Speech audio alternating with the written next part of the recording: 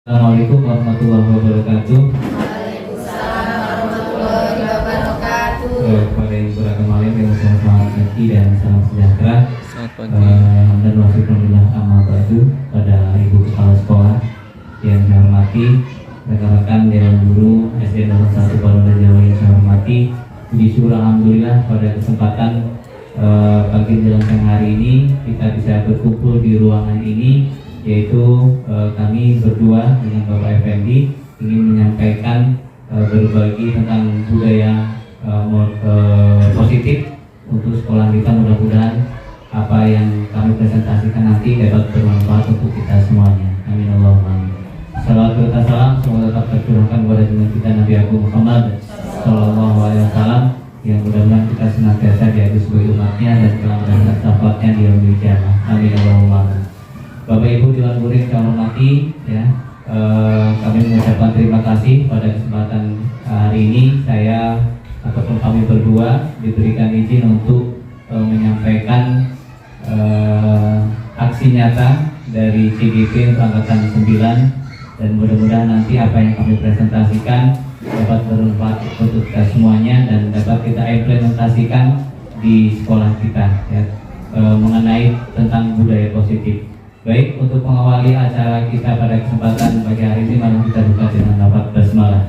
Bismillahirrahmanirrahim. Untuk selanjutnya kami mohon dari rekan salah satu guru untuk bisa memimpin doa agar acara ini dapat berjalan lancar.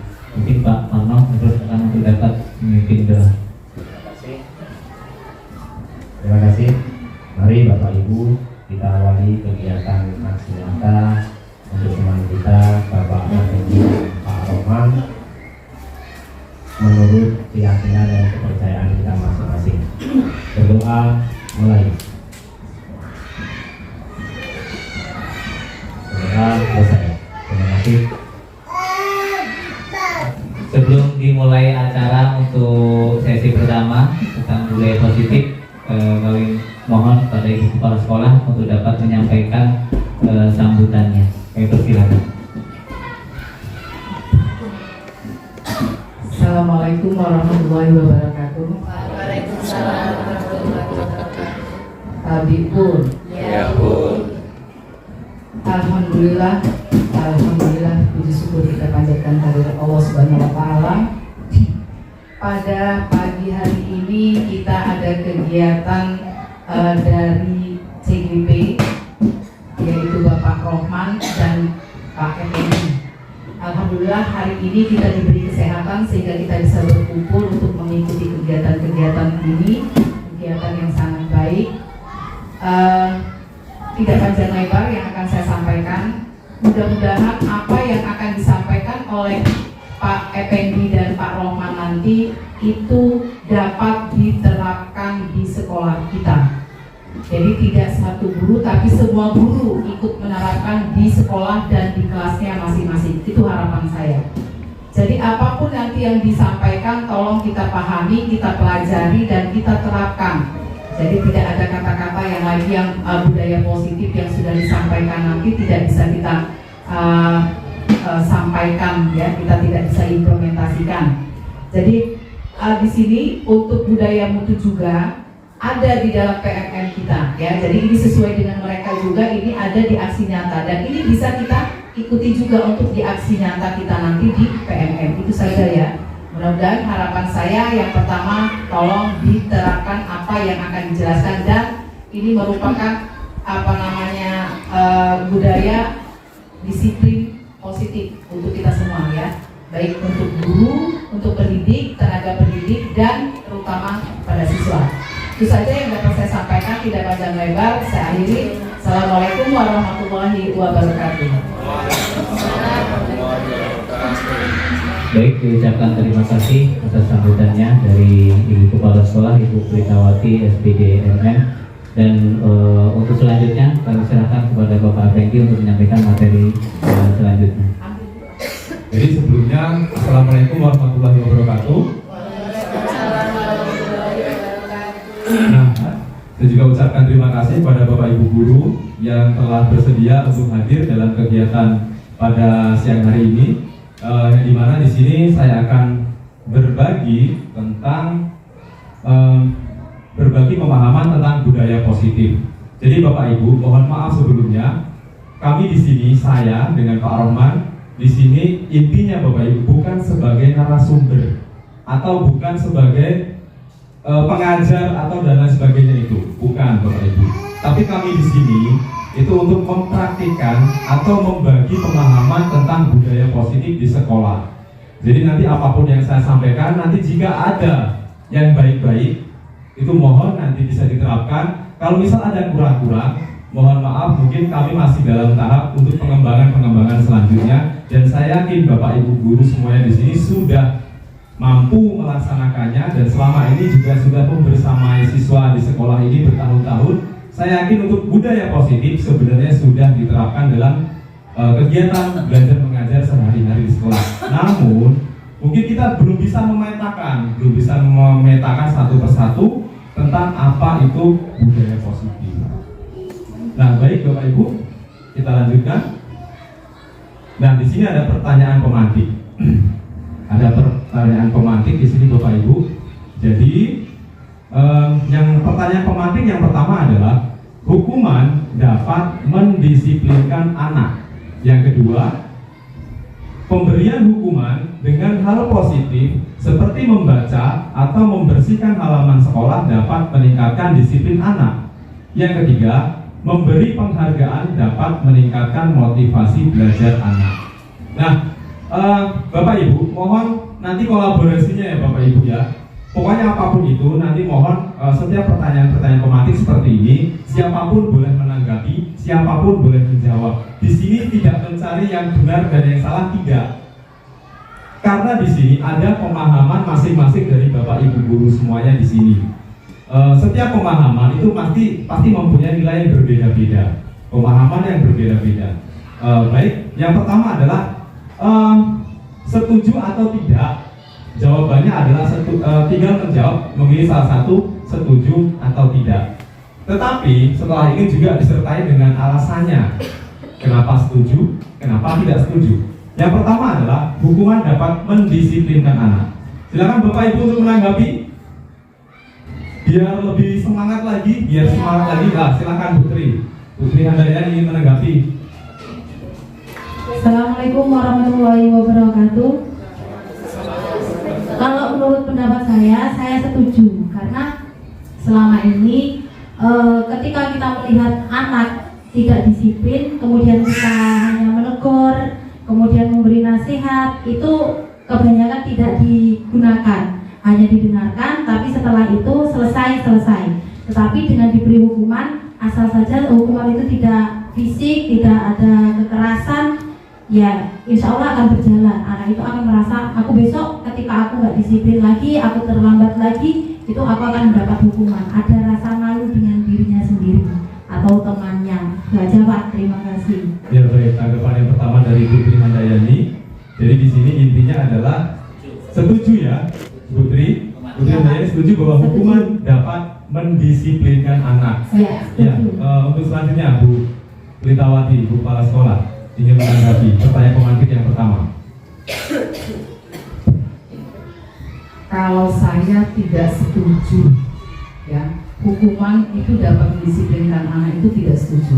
Kalau menurut saya, itu sama saja kita terlalu menghakimi langsung anak, menghakimi langsung.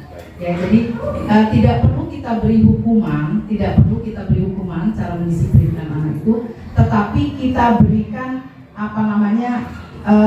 bimbingan. Kita berikan bimbingan untuk memahami apa yang mereka lakukan. Jadi kita beri bimbingan, jadi jangan hukuman. Ya, jadi kalau saya sih, kalau untuk hukuman itu tidak mendisiplinkan anak, karena mendisiplinkan anak itu jangan disiplin dulu baru terbiasa. Harusnya terbiasa dulu setelah mereka tahu disiplinnya. Itu menurut saya. Terima kasih. Jadi intinya Ibu Kepala Sekolah tidak setuju bahwa hukuman dapat mendisiplinkan anak, tetapi intinya mungkin memberikan pemahaman secara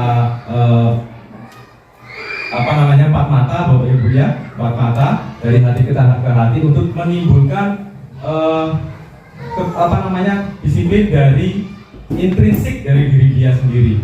Jadi tanpa perlu disuruh, tanpa perlu diminta dan sebagainya, jadi anak itu akan disiplin secara mandiri. Jadi seperti itu mungkin inti dari Ibu Britawati tadi. Baik, silakan Pak Roman. Nomor 2, kita memberikan hukuman dengan hal yang positif, seperti menghukum anak itu untuk membaca atau membersihkan halaman sekolah, dapat meningkatkan disiplin anak. Nah, ini setuju atau tidak setuju? Tidak, Bapak Ibu, silakan ditanggapi, silakan. Pak Yuli, ya Pak Yuli, silakan Pak Yuli. Oke, monggo Pak Yuli, setuju atau tidak setuju?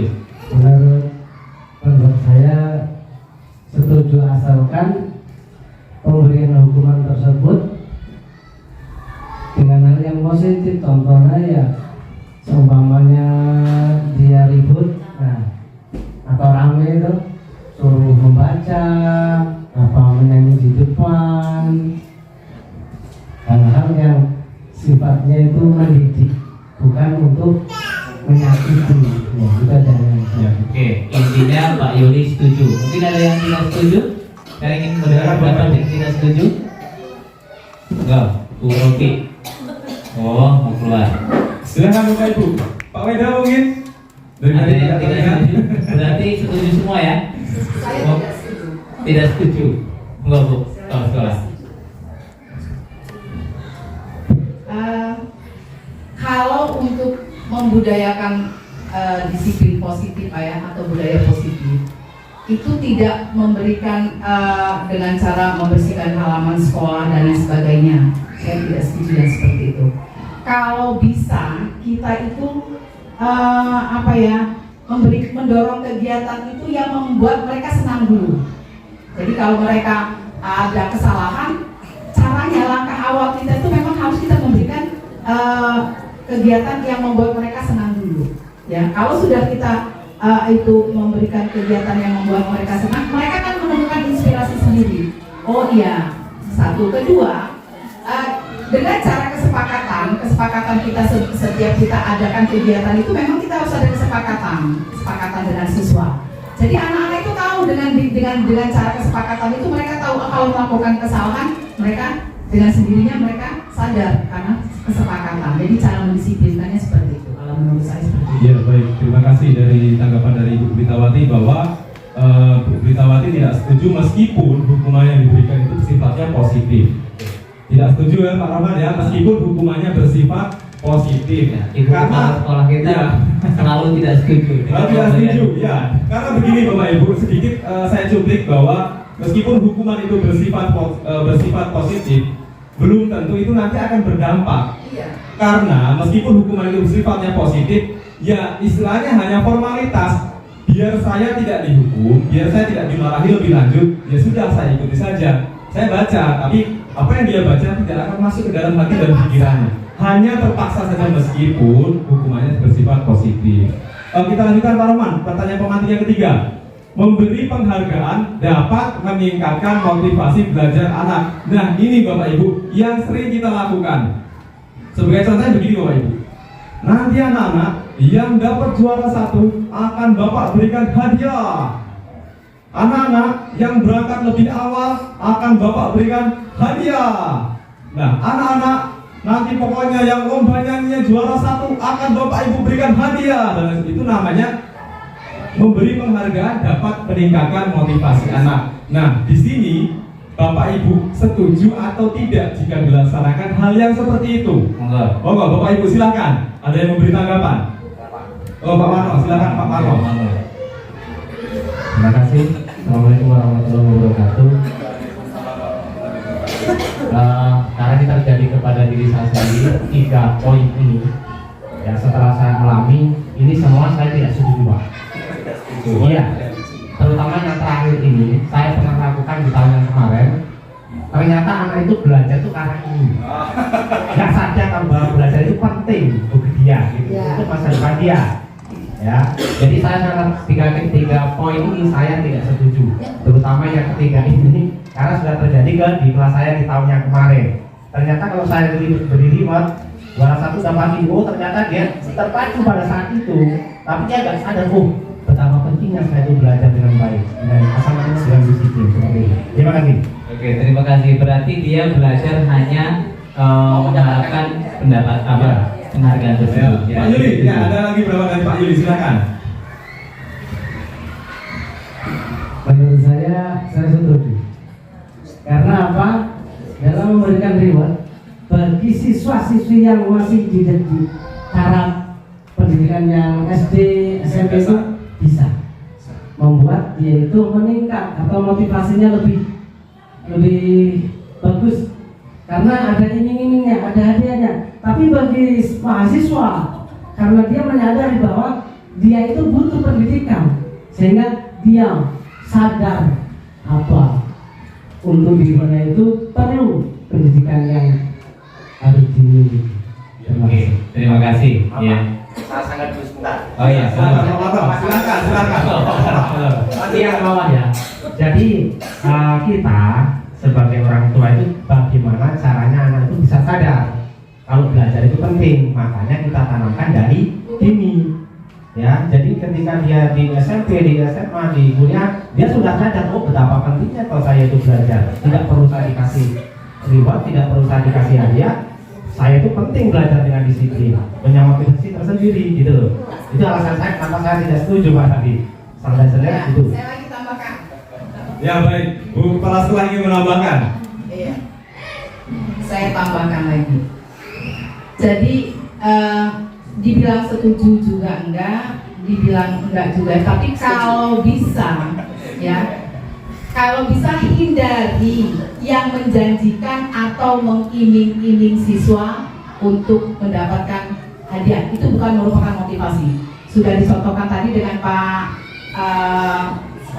Pak Sumarno di kelasnya, dia mendapat apa karena diiming-iming dijanjikan, dia belajarnya itu pada saat itu aja, hanya untuk mencapai pada saat itu, tidak menjadikan budaya yang positif untuk dia belajar terus gitu ya. Jadi kalau kata saya, hindari yang menjanjikan atau yang mengiming-iming anak untuk memberi hadiah. Itu bukan merupakan motivasi, tetapi yang harus kita perhatikan, tumbuhkan motivasi itu yang internal, yang ada pada diri kita, yang ada pada diri anak ya. Jadi jangan mengiming-iming. Kalau dengan mengiming-iming itu mereka itu belajarnya terpaksa hanya pada saat itu untuk mendapatkan juara. Tapi kita identifikasi motivasi, ada apa yang ada di internal diri mereka. Itu saja. Oke, terima kasih. Intinya kita harus menggali dulu di diri anak tersebut, Bu ya. Intinya sih. Ya baik, kita lanjutkan. Nah, topik dalam eksplorasi konsep.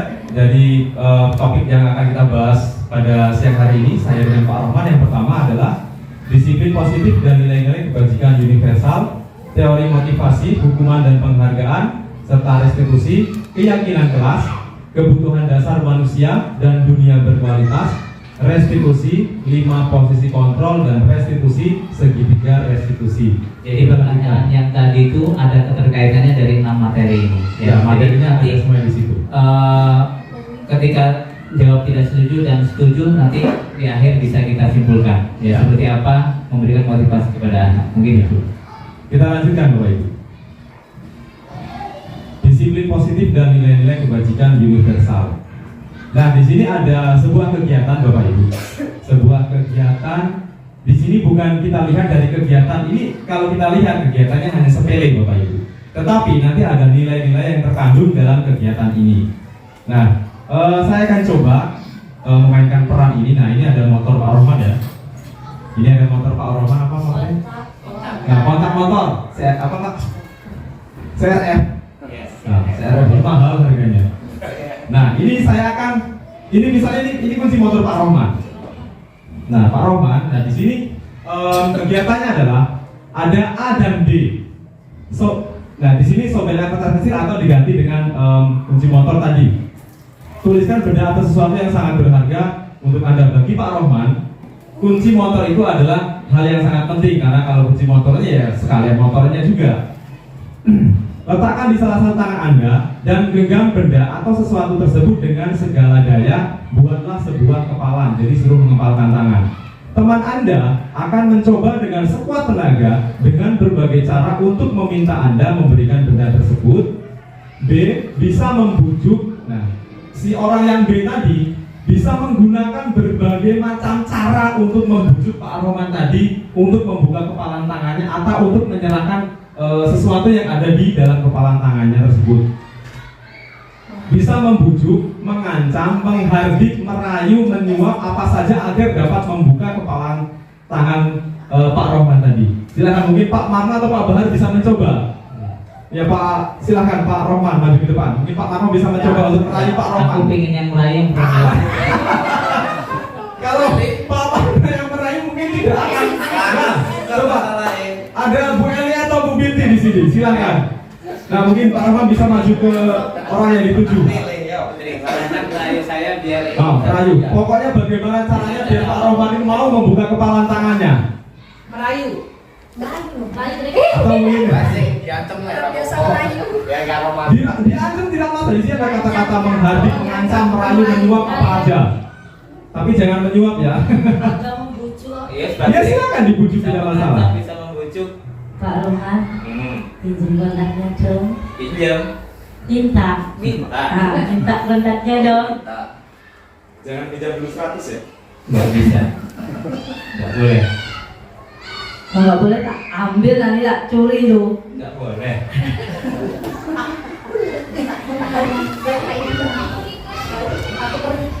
Nah, Putri mungkin lebih galak lagi. Nggak apa-apa, Bu. Boleh mengancam, boleh apa saja. Gunakan segala daya upaya. Pak, aku mau minjem kontak, minta kontaknya bisa nggak? Kenapa nggak bisa? Nggak boleh. Nggak boleh. Mau dipakai. Nanti kalau nggak boleh tak ambil loh ini nanti. Pokoknya tetap nggak boleh. Nanti tak tinju kalau nggak boleh Pak. Bisa hati merayu. Pak Rohman yang ganteng. Boleh nggak saya minta kontaknya? Nggak boleh. Pokoknya. Nanti Pak Rohman tak kasih buah apel lah. Aku udah punya. Pokoknya nggak boleh. Nanti tak kasih uang lah Aku 100.000. udah banyak uang. Nggak mau. Apa lagi? Nah, baik-baik jika sudah tidak mempan. Nah, di sini Bapak Ibu ada sebuah nilai tersendiri. Jadi dalam permainan ini Bapak Ibu. Nah, sebelum kita lanjut ke materi, menurut Bapak Ibu, apa yang terjadi? Kenapa Pak Rohman ini tidak mau menyerahkan sesuatu yang berharga di kepalan tangannya itu, meskipun dengan berbagai macam cara, Bapak Ibu? Nah, mungkin kita lanjutkan saja, nanti biar tidak terlalu lama. Nah, di sini Bapak Ibu, perubahan paradigma teori kontrol atau teori pilihan, ilusi kontrol. Yang pertama, ilusi bahwa guru mengontrol murid. Sampai di sini paham dengan kata-katanya Bapak Ibu? Bahwa seorang guru mengontrol murid itu hanyalah ilusi belaka. Jadi meskipun apapun yang terjadi, murid itu tidak akan pernah bisa dikontrol oleh guru. Kalaupun murid itu menurut, itu bisa jadi karena motivasi dari dirinya dia sendiri atau karena takut dihukum dan lain sebagainya. Yang kedua, ilusi bahwa kritik dan membuat orang merasa bersalah dapat menguatkan karakter. Biasanya dengan membuat orang merasa bersalah, dengan membuat murid merasa bersalah, ketika murid misalnya memecahkan kaca, jendela, atau dia mematahkan bunga dan lain sebagainya, pasti guru kan akan membuat murid itu akan merasa bersalah. Dengan itu tidak akan menumbuhkan Bapak Ibu, tidak akan menguatkan karakternya, tidak akan membuat dia bertanggung jawab, kecuali atas kemauan dirinya sendiri. Jadi intinya bahwa kritik dan membuat orang merasa bersalah dapat menguatkan karakter itu hanyalah ilusi. Ilusi itu artinya hanya angan-angan saja, tidak akan pernah terwujud. Yang ketiga, ilusi, bahwa semua penguatan positif efektif dan bermanfaat. Jadi penguatan yang nilainya positif dan efektif serta bermanfaat itu akan bernilai positif, bernilai efektif. Jadi meskipun kita memberi motivasi, Bapak Ibu jika Anda rajin belajar, anak-anak jika kalian rajin belajar, rajin membaca, anak-anak akan menjadi anak yang sukses. Itu ilusi saja Bapak Ibu. Karena tidak semua yang kita berikan kepada siswa itu akan terserap dengan baik oleh siswa tersebut. Ya contohnya kita, ada seorang motivator yang memberikan motivasi, jika ingin sukses harus bekerja keras. Kurang apa kerasnya kita bekerja Bapak Ibu? Kurang apa kita tiap hari bangun pagi sampai sore bekerja keras, membanting tulang dan lain sebagainya? Sudah sukseskah kita? Belum. Jadi itu ilusi saja, ibaratnya ya seperti itu. Yang selanjutnya adalah ilusi bahwa orang dewasa memiliki hak untuk memaksa. Ilusi bahwa orang dewasa memiliki hak untuk memaksa. Guru adalah orang dewasa, murid adalah anak-anak. Jadi meskipun kita orang dewasa, meskipun kita guru, tidak memiliki hak apapun untuk memaksa murid. Pokoknya kalian harus berangkat pagi, pokoknya kalian harus mengerjakan PR dan sebagainya. Itu tidak bisa kita memaksa Bapak Ibu. Kita lanjutkan. Nah, di sini ada perubahan paradigma stimulus respons, teori kontrol dan teori pilihan. Siapa sesungguhnya yang memiliki kontrol? Nah, kita coba stimulus respon. Kita ambil salah satu saja. Orang lain saya bisa mengontrol orang lain. Sedangkan teori pilihannya adalah Anda tidak bisa mengontrol orang lain. Saya tidak bisa mengontrol orang lain. Orang lain tidak bisa mengontrol saya. Guru tidak bisa mengontrol murid. Murid apalagi juga tidak bisa mengontrol guru. Jadi di situ Bapak Ibu. Jadi model berpikir yang terakhir adalah model berpikir menang kalah. Teori kontrol atau pilihan, model berpikir menang-menang. Artinya apa Bapak Ibu? Di sini bukannya kita menyalahkan salah satu pihak, tetapi bagaimana caranya kita mencari solusi dari sebuah permasalahan. Nah, kalau kita kaitkan dengan hubungannya dengan siswa, dengan murid, misalnya murid datang terlambat. Nah, biasanya kita akan anak ini datang terlambat, kamu terlambat lagi, kamu lagi terlambat lagi. Kita tidak bisa menyalahkan murid yang datang ke sekolah terlambat. Pada saat beberapa waktu lalu Pak Roy ya, pada beberapa waktu lalu ada, kalau tidak salah, orang dinas itu mengatakan bahwa jika siswa itu datang terlambat atau siswa itu melakukan hal-hal yang buruk di sekolah, tidak sepenuhnya salah siswa, tidak sepenuhnya salah anak tersebut. Bisa jadi anak tersebut datang terlambat ke sekolah karena di rumah dia harus menjaga adiknya dulu, sedangkan orang tuanya dua-duanya harus ladang beres. Atau ibunya merantau ke luar negeri, ayahnya deres, dia harus menjaga adiknya, ada yang ada di rumah dan harus membereskan rumah dan lain sebagainya. Oleh sebab itu Bapak Ibu, kita harus mencari dulu, mengetahui latar belakang anak terlebih dahulu. Jadi tidak langsung kita hakimi, kamu lagi yang terlambat, lari keliling lapangan. Jadi tidak seperti itu Bapak Ibu. Kita lanjutkan. Sulit sekali dipahami ya Bapak Ibu ya, kita lanjutkan saja. Nah, apa makna disiplin? Nah, bisa dibaca Bapak Ibu makna disiplin di sini. yang ketiga aja, yang poin ketiga, disiplin diri membuat orang menggali potensinya menuju sebuah tujuan apa yang dia hargai. Jadi Bapak Ibu, intinya adalah seseorang yang disiplin dalam setiap aktivitas atau dalam kegiatan sehari-hari itu sepenuhnya adalah mereka sendiri yang mengontrol diri mereka sendiri, atau disiplin yang berasal dari kemauan hati mereka sendiri. Nah, Bapak Ibu sebagai guru di sini, saya tanya Bapak Ibu berangkat pagi ke sekolah, itu karena memang saya ini punya tanggung jawab, punya kewajiban harus datang pagi ke sekolah, atau karena begitu kepala sekolah, atau karena piket? Karena piket mungkin, karena takut kedahuluan kepala sekolah mungkin.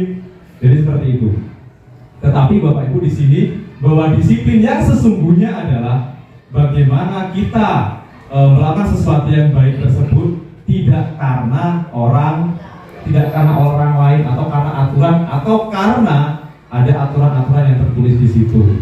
Selanjutnya, dalam budaya kita makna kata disiplin telah berubah menjadi sesuatu yang dilakukan seseorang pada orang lain untuk mendapatkan kepatuhan. Kecenderungan umum adalah menghubungkan kata disiplin dengan ketidaknyamanan, bukan dengan apa yang kita hargai atau pencapaian suatu tujuan mulia. Jadi ibaratnya untuk disiplin, kalau misalnya kita itu mempunyai disiplin yang berasal dari diri kita sendiri, kita pasti punya tujuan, kita pasti punya keyakinan kenapa kita harus berangkat pagi.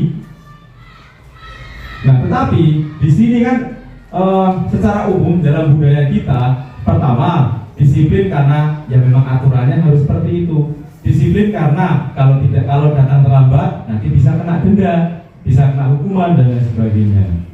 Kita lanjutkan. Nah, nilai-nilai kebajikan universal. Nah, nilai-nilai kebajikan universal ini kita ambil poin yang paling bawah, Bapak Ibu. Poin yang paling bawah itu, Bapak Ibu, di sini Bapak Ibu bisa dilihat. Ini apa Bapak Ibu? Elemen apa ini? Profil pelajar Pancasila. Jadi nilai-nilai kebajikan universal itu di sini adalah nilai-nilai kebajikan yang ingin dicapai oleh setiap anak Indonesia. Kita kenal dengan profil pelajar Pancasila. Suatu nilai-nilai kebajikan universal. Kita lanjutkan. Pembelajaran yang kedua, teori motivasi, hukuman, dan penghargaan serta restitusi. Itu yang kita bahas di pembahasan yang pertama tadi, yang setuju atau tidak tadi. Teori motivasi perilaku manusia. Nah, bisa dilihat Bapak Ibu, ada motivasi eksternal, ada motivasi internal. Jadi ketika seseorang itu menghargai diri sendiri, maka itu disebut sebagai motivasi internal. Jadi dia sadar dari dirinya sendiri, meyakinkan dirinya sendiri apa yang dia perbuat itu akan menimbulkan sesuatu yang efeknya itu bernilai positif. Jadi seperti tidak ada embel-embel di belakang-belakangnya, tidak ada sama sekali. Kita lanjutkan. Di sini ada merdeka menurut Ki Hajar Dewantara. Merdeka itu artinya tidak hanya terlepas dari perintah, akan tetapi juga cakap membuat perintah diri sendiri. Jadi artinya setiap apapun itu yang kita ambil itu berasal dari diri sendiri. Motivasi apapun berasal dari diri sendiri. Di sini ada Bapak Ibu, dihukum oleh penghargaan. Dihukum oleh penghargaan. Jadi intinya gini Bapak Ibu, hukuman dan penghargaan itu memiliki nilai yang sama. Saya contohkan seperti ini. Ketika seseorang misalnya antara angka 1 sampai angka 10, seseorang yang diberikan penghargaan ibaratnya mereka berada di posisi nomor 10. Seseorang yang mendapat hukuman itu mereka berada di posisi minus 10, plus 10 dan minus 10. Jika seseorang itu mendapatkan penghargaan dan dia tidak mampu mempertahankan penghargaannya tersebut dan menjadikan sebuah penghargaan itu adalah beban, maka dia akan kembali ke nomor 1. Dari plus 10 ke plus 1 itu artinya mundur atau maju Bapak Ibu? Mundur. Seseorang yang mendapatkan hukuman dan dia mampu memperbaiki dirinya sendiri, yang tadinya dia di angka minus 10, dia akan menjadi 1. Dari minus 10 ke 1 itu nilainya maju apa mundur Bapak Ibu? Maju. Jadi sama saja. Oh ya, silakan. Jadi ketika seseorang itu mendapatkan penghargaan dan tidak mampu mempertahankannya, maka sama saja dia akan kembali ke tahap awal, dia akan mengalami kemunduran. Ketika seseorang yang diberikan hukuman dan dia mampu mencari solusi-solusi dari bagaimana cara yang memperbaiki diri, dia akan maju dan bahkan bisa lebih ke dari minus 10 menjadi plus 10. Nah, menurut pandangan kita Bapak Ibu, ada siswa misalnya, siswa tiap hari misalnya terlambat datang ke sekolah, tiba-tiba dia berangkat pagi terus. Itu pandangan kita bagaimana Bapak Ibu? Kok berangkat pagi anak ganteng, berangkat pagi terus. Anak yang biasanya berangkat pagi terus, tiba-tiba kok terlambat terus. Gimana pandangan Bapak Ibu? Anak kok tumben kamu terlambat. Yang biasanya terlambat terus tiba-tiba datang pagi, kok tumben kamu datangnya cepat. Jadi di sini Bapak Ibu dihukum oleh penghargaan. Nah di sini ada poin-poinnya Bapak Ibu, silakan nanti dipahami. Jadi penghargaan efektif jika kita menginginkan seseorang melakukan sesuatu yang kita inginkan dalam jangka waktu pendek. Jadi penghargaan seperti ini Bapak Ibu nilai-nilainya. Kita lanjutkan Bapak Ibu. Dihukum oleh penghargaan. Nah, penghargaan tidak efektif Bapak Ibu. Lalu juga penghargaan merusak hubungan, penghargaan mengurangi ketepatan, penghargaan menurunkan kualitas, penghargaan mematikan kreativitas, penghargaan itu menghukum. Beban ya Bapak Ibu ya, pasti beban. Jadi kita diberikan penghargaan, kita beban. Bagaimana caranya mempertahankannya atau meningkatkan kualitas tersebut, itu beban Bapak Ibu. Yang selanjutnya motivasi dari dalam diri atau intrinsik.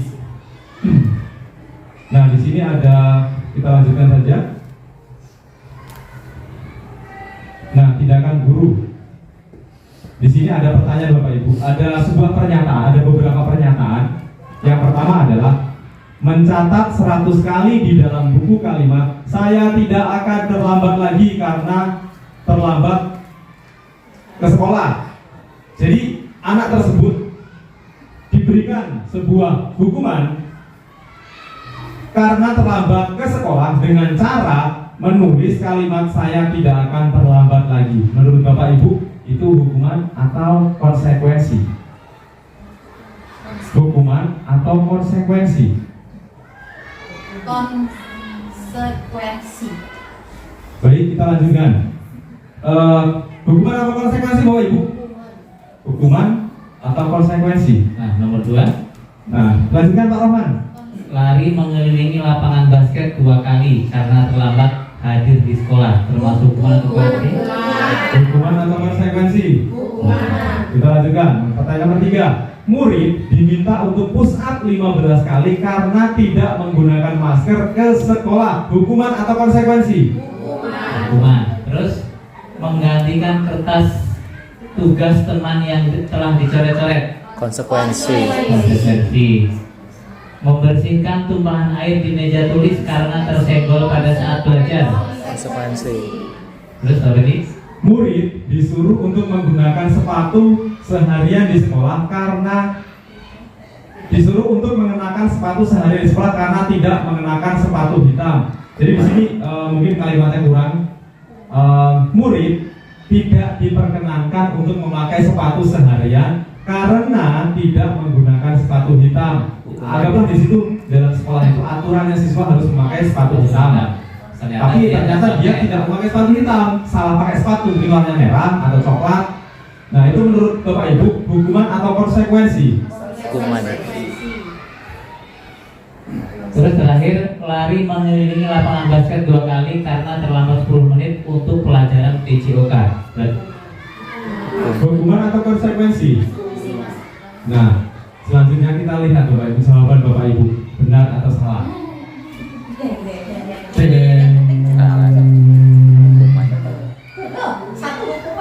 Nah, yang pertama itu hukuman, yang kedua hukuman, ketiga hukuman, yang keempat konsekuensi, kelima konsekuensi, keenam hukuman, dan yang ketujuh konsekuensi. Nah, dari kata-kata, dari kalimat-kalimat ini Bapak Ibu, silahkan dilihat dulu, dibaca dulu, diamati dulu. Kenapa kok disebut hukuman? Kenapa kok disebut konsekuensi?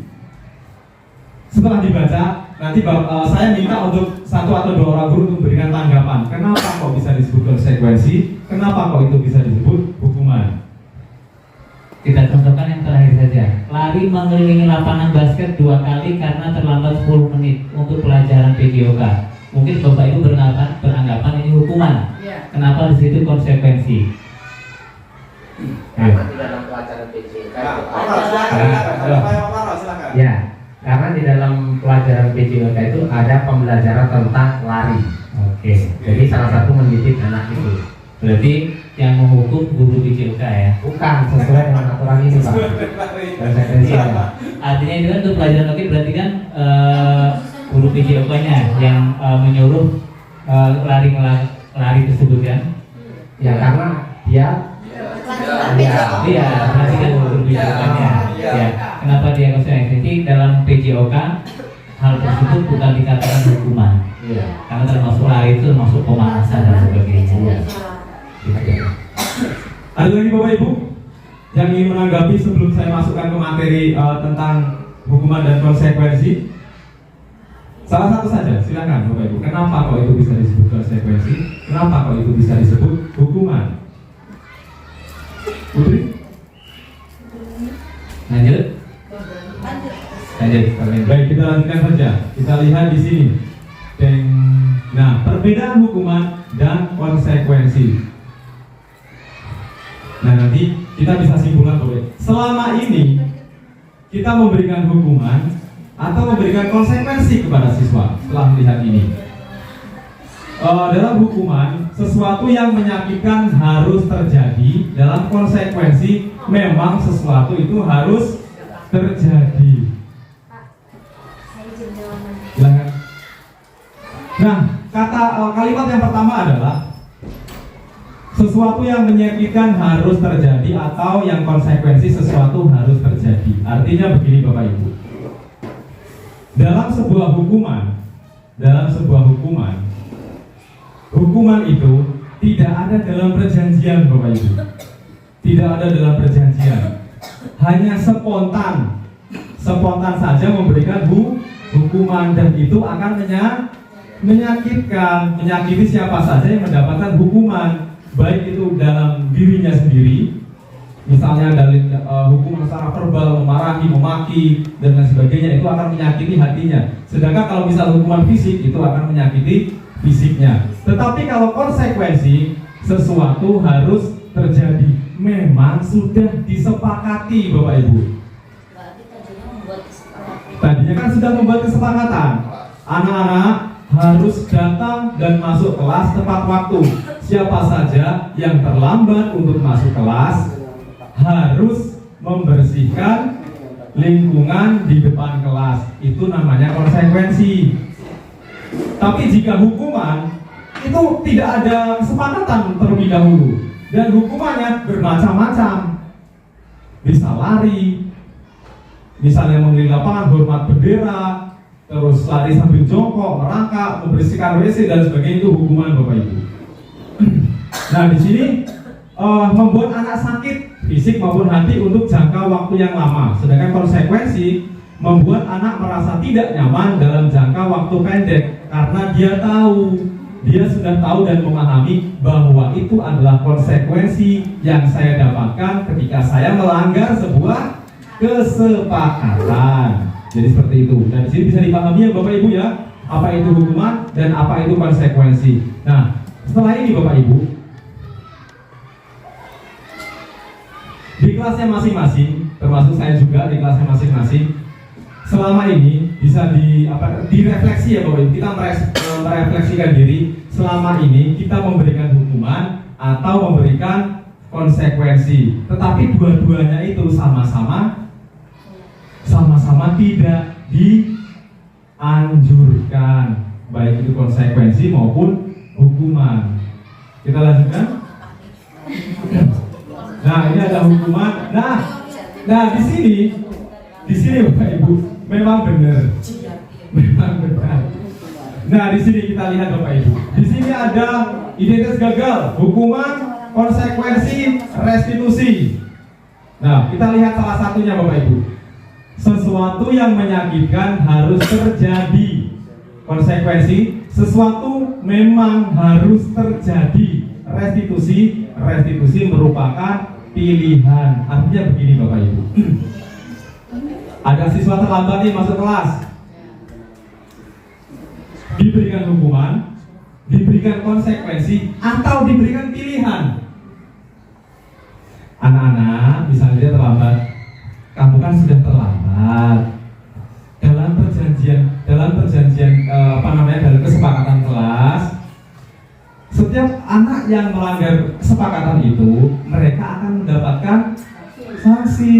Nah, sekarang silahkan kamu pilih, mau nyapu, mau ngepel, mau membersihkan WC, mau membuang sampah, atau apapun. Bapak Ibu tidak marah, tetapi kamu harus melaksanakan itu. Dan kamu tahu bahwa itu adalah sebuah kesalahan.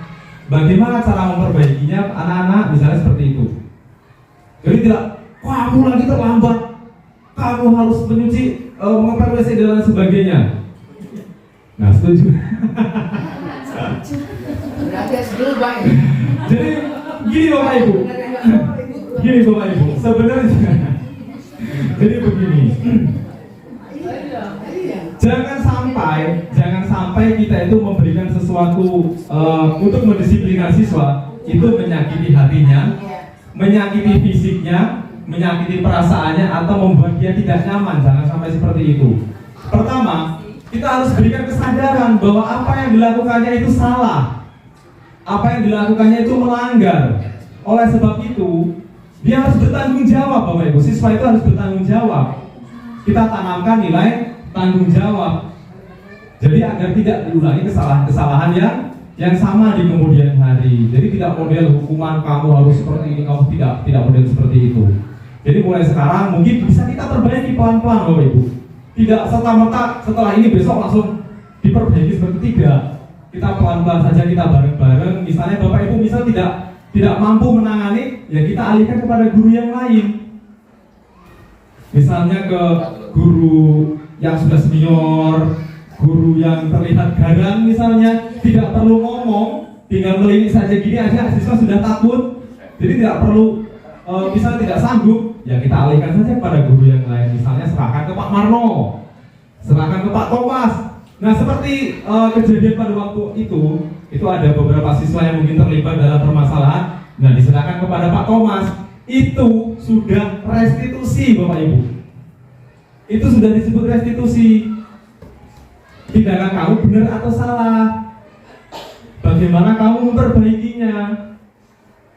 Nah setelah itu, agar mereka berdua ini bisa akur lagi, itu bagaimana caranya. Jadi itu sudah disebut restitusi. Tidak ujuk-ujuk dua orang yang bertengkar, panggil, kapok, pakok, atau disuruh dijejer di halaman, dijemur seharian biar kapok. Tidak seperti itu. Jadi akhirnya setelah itu ya urusan selesai, Bapak Ibu. Besoknya lagi mereka sudah bermain lagi. Meskipun ada yang di sini ya bodas-bodas ya, ada yang cakar-cakar sampai, tapi mereka sudah tidak lagi sakit hati. Sudah selesai urusan, sudah clear. Jadi tidak lagi menggunakan seperti itu. Nah di sini ada kita lihat restitusi, ada hukuman, konsekuensi, dan restitusi. Nah salah satu saya akan membacakan peraturannya adalah kamu harus, mau tidak mau, kalau kamu melanggar kamu harus, itu namanya hukuman. Selanjutnya yang konsekuensi. Apa peraturannya anak-anak kalau kamu datang terlambat? Bisa seperti itu. Mampukah kamu melakukannya? Terima kasih. Nah itu konsekuensi. Restitusi, apa yang kamu yakini, apa yang bisa kamu lakukan untuk memperbaiki masalah ini. Yang terlambat, panggil, tanyakan baik-baik, cari solusinya. Setelah itu bagaimana cara memperbaikinya. Nah itu namanya restitusi. Jadi tidak ujuk-ujuk langsung dihakimi, langsung kamu salah dan lain sebagainya. Kita lanjut. Nah ini restitusi Bapak Ibu. Restitusi adalah proses menciptakan kondisi bagi murid untuk memperbaiki masalah mereka, kesalahan mereka, sehingga mereka bisa kembali pada kelompok mereka dengan karakter yang lebih kuat. Restitusi juga merupakan proses kolaboratif yang mengajarkan murid untuk mencari solusi untuk masalah mereka dan membantu murid berpikir tentang orang seperti apa yang mereka ingin menjadi tujuan mulia dan bagaimana mereka harus memperlakukan orang lain. Di setelahkan video Pak Rahman yang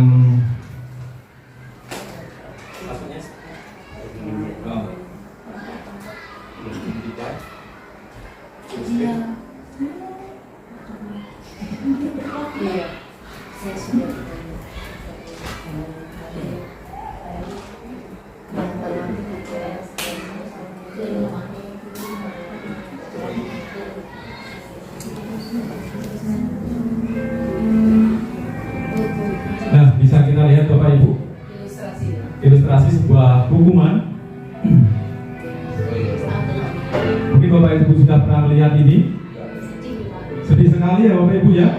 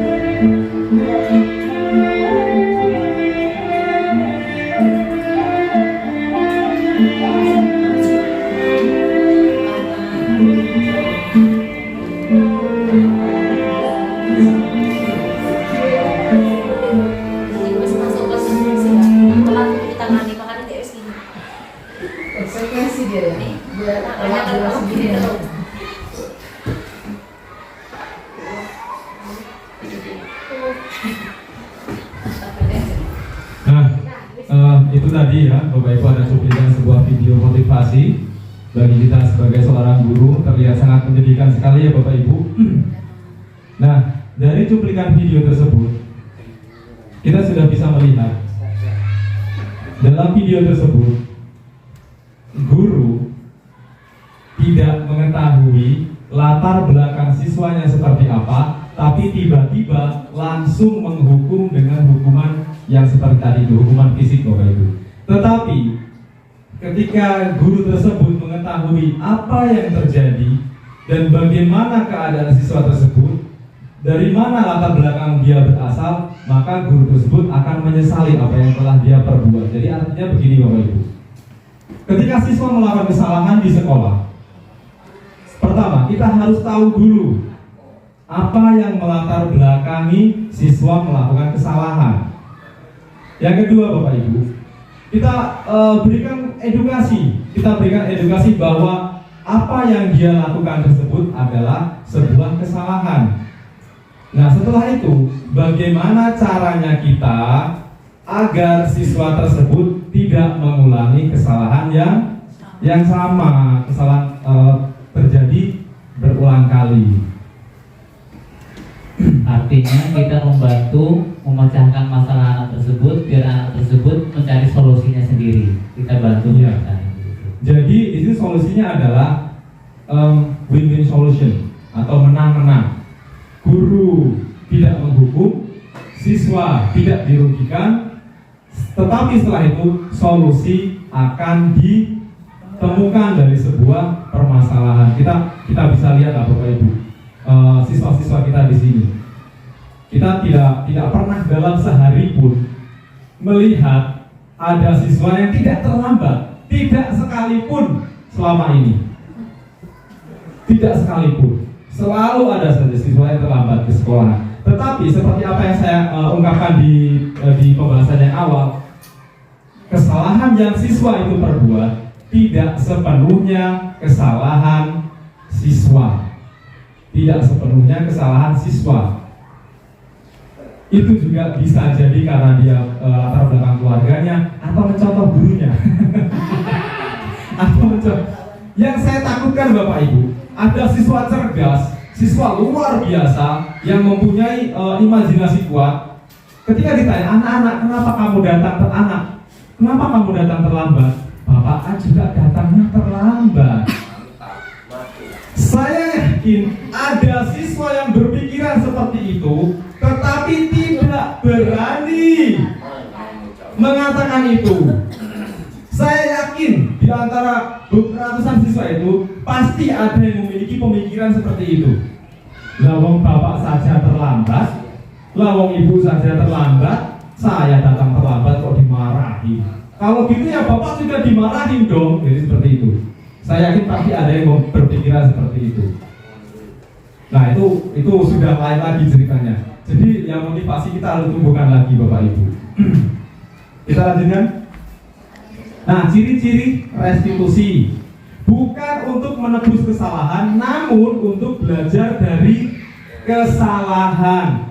Bukan untuk menebus. Kalau menebus, ya bisa jadi besok kita mengulanginya lagi, kita tebus lagi, mengulanginya lagi, kita tebus lagi. Dengan apa Bapak Ibu menebusnya?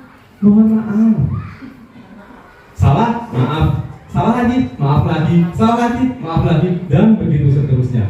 Tetapi belajar dari kesalahan untuk menemukan suatu solusi agar kesalahannya sama tidak terulang kembali.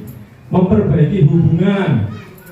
Bapak Ibu pernah menyaksikan saat di SD kita sayang-sayang, kita didik dengan baik, lalu kita berikan materi yang luar biasa, kita pokoknya kita apresiasi semuanya. Ketika sudah dewasa, jangankan menegur Bapak Ibu, ketemu kita dia ngelihat aja enggak. Pernah Bapak Ibu? Pernah? Sering. Jadi Bapak Ibu, bisa jadi itu karena apa yang kita berikan itu tidak ada maknanya sekali dalam diri siswa. Kita itu tidak bermakna dalam diri siswa. Ibarat kata kalau kita bilang sekarang ini, gurunya nggak keren. Jadi pembelajaran yang kita berikan kepada siswa tersebut tidak ada maknanya sama sekali untuk siswa tersebut. Bisa dibaca Bapak Ibu ya semuanya ya. Kita lanjutkan karena mungkin waktunya sudah sangat siang. Nah di sini ada keyakinan kelas Bapak Ibu. Materi yang saya sampaikan yang terakhir sebelum disampaikan oleh Pak Rohman, ada keyakinan kelas. Nah, seperti ini, mengapa tidak peraturan saja, mengapa harus keyakinan? Mengapa tidak keyakinan, tetapi mengapa tidak peraturan saja, mengapa harus keyakinan? Aturan bisa kita lihat tertempel dengan sangat jelas. Masuk sekolah jam sekian, pulang sekolah jam sekian, istirahat jam sekian, keluar kelas jam sekian, masuk kelas jam sekian. Apakah ada yang semuanya itu dilaksanakan dengan tepat waktu? Ada? Dan konsisten? Tidak. Itu peraturan Bapak Ibu. Tapi kalau sudah keyakinan, tidak perlu ditempel Bapak Ibu. Oh, saya berangkat sekolah itu jam 7.15 harus sudah sampai ke sekolahan. Nanti saya masuk ke kelas jam 7.30, saya keluar dari kelas jam 10, saya masuk lagi jam 10.30. Saya pulang dari sekolah itu jam 12. Itu adalah keyakinan, tidak perlu ditempel, tapi sudah menjadi keyakinan diri bahwa kita meyakini apa yang kita lakukan itu adalah suatu kebaikan. Kita lanjutkan Bapak Ibu.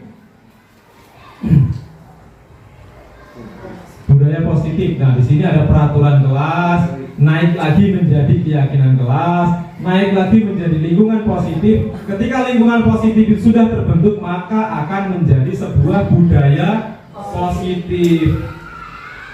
Jadi, kalau budaya, namanya budaya Bapak Ibu. Kalau sudah membudaya, itu sudah tidak lagi harus ada aturan-aturan. Harus nggak perlu. Kalau sudah membudaya, budaya itu akan terjadi kita akan melaksanakan dengan sendirinya kalau itu sudah menjadi sebuah budaya. Jadi kita harus membudayakan itu untuk kita sendiri sebagai guru maupun kepada siswa. Nah, di sini ada contoh yang mana merupakan keyakinan kelas. Nah, kesepakatan kelas, kami guru dan murid yang saling menyayangi, kami murid yang semangat belajar, kami murid yang peduli dengan teman-teman. Nah, di sini ada kesepakatan kelas satunya. Dengan tepat waktu, mengucapkan salam, menjaga kebersihan dan lain sebagainya. Kita lanjutkan Bapak Ibu. Nah, ini sepertinya tampil ini sulit sekali dipahami. Nah, di sini ada peraturan dan keyakinan. Silahkan dipahami Bapak Ibu pertanyaannya dan sebutkan jawabannya. Selalu mengembalikan buku ke tempatnya, peraturan atau keyakinan kelas di sini. Nah, kita lanjutkan. Kita tidak waktunya sudah mepet Bapak Ibu. Nah, di sini ada peraturan. Selalu kembalikan buku pada tempatnya. Dalam keyakinan kelas itu merupakan sebuah tanggung jawab. Dilarang mengganggu orang lain. Itu nilai yang terkandung di situ adalah menghormati orang lain. Hadir di sekolah 15 menit sebelum pembelajaran dimulai. Itu namanya kita menghormati orang lain dan juga kita berkomitmen. Nah, kita lanjutkan. Nah, Bapak Ibu, karena pembahasan yang saya bahas pada kali ini sudah sampai pada akhir pokok pembahasan yang akan dilanjutkan oleh Bapak Rohman untuk materi selanjutnya. Nah, untuk merefleksikan kegiatan pada saat ini, sebelum saya kembalikan kepada Pak Rohman. Yang pertama Bapak Ibu, kita harus menanamkan budaya positif, tidak perlu terburu-buru. Namanya juga kita masih belajar, mungkin perlahan, tetapi pasti dan juga kita konsisten. Yang selanjutnya adalah kita dalam kelas ini, dalam sebuah pembelajaran harus menerapkan apa yang disebut dengan diferensiasi. Pembelajaran berdiferensiasi.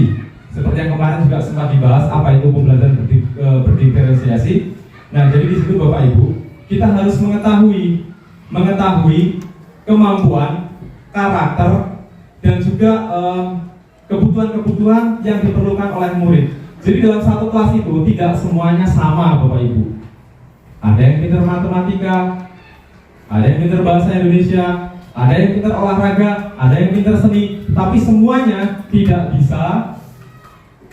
bisa sempurna dalam satu anak itu Bapak Ibu. Saya yakin tidak ada anak yang murid kita yang sempurna bisa segalanya, tidak ada Bapak Ibu. Nah, dalam hal ini adalah pembelajaran berdiferensiasi itu sangat penting karena itu akan memenuhi kebutuhan anak karakteristik anak, dan juga kita mengikuti perkembangan anak sesuai dengan filosofi Ki Hajar Dewantara, yaitu berpihak pada murid, Bapak Ibu. Memang sulit sekali kalau kita praktekkan, tetapi bukan tidak mungkin dalam kegiatan kita sehari-hari. Jika kita terapkan secara perlahan dan konsisten, itu nanti akan menjadi budaya kita dalam kegiatan belajar mengajar di sekolah. Pada Pak Rohman, dipersilakan Pak Rohman.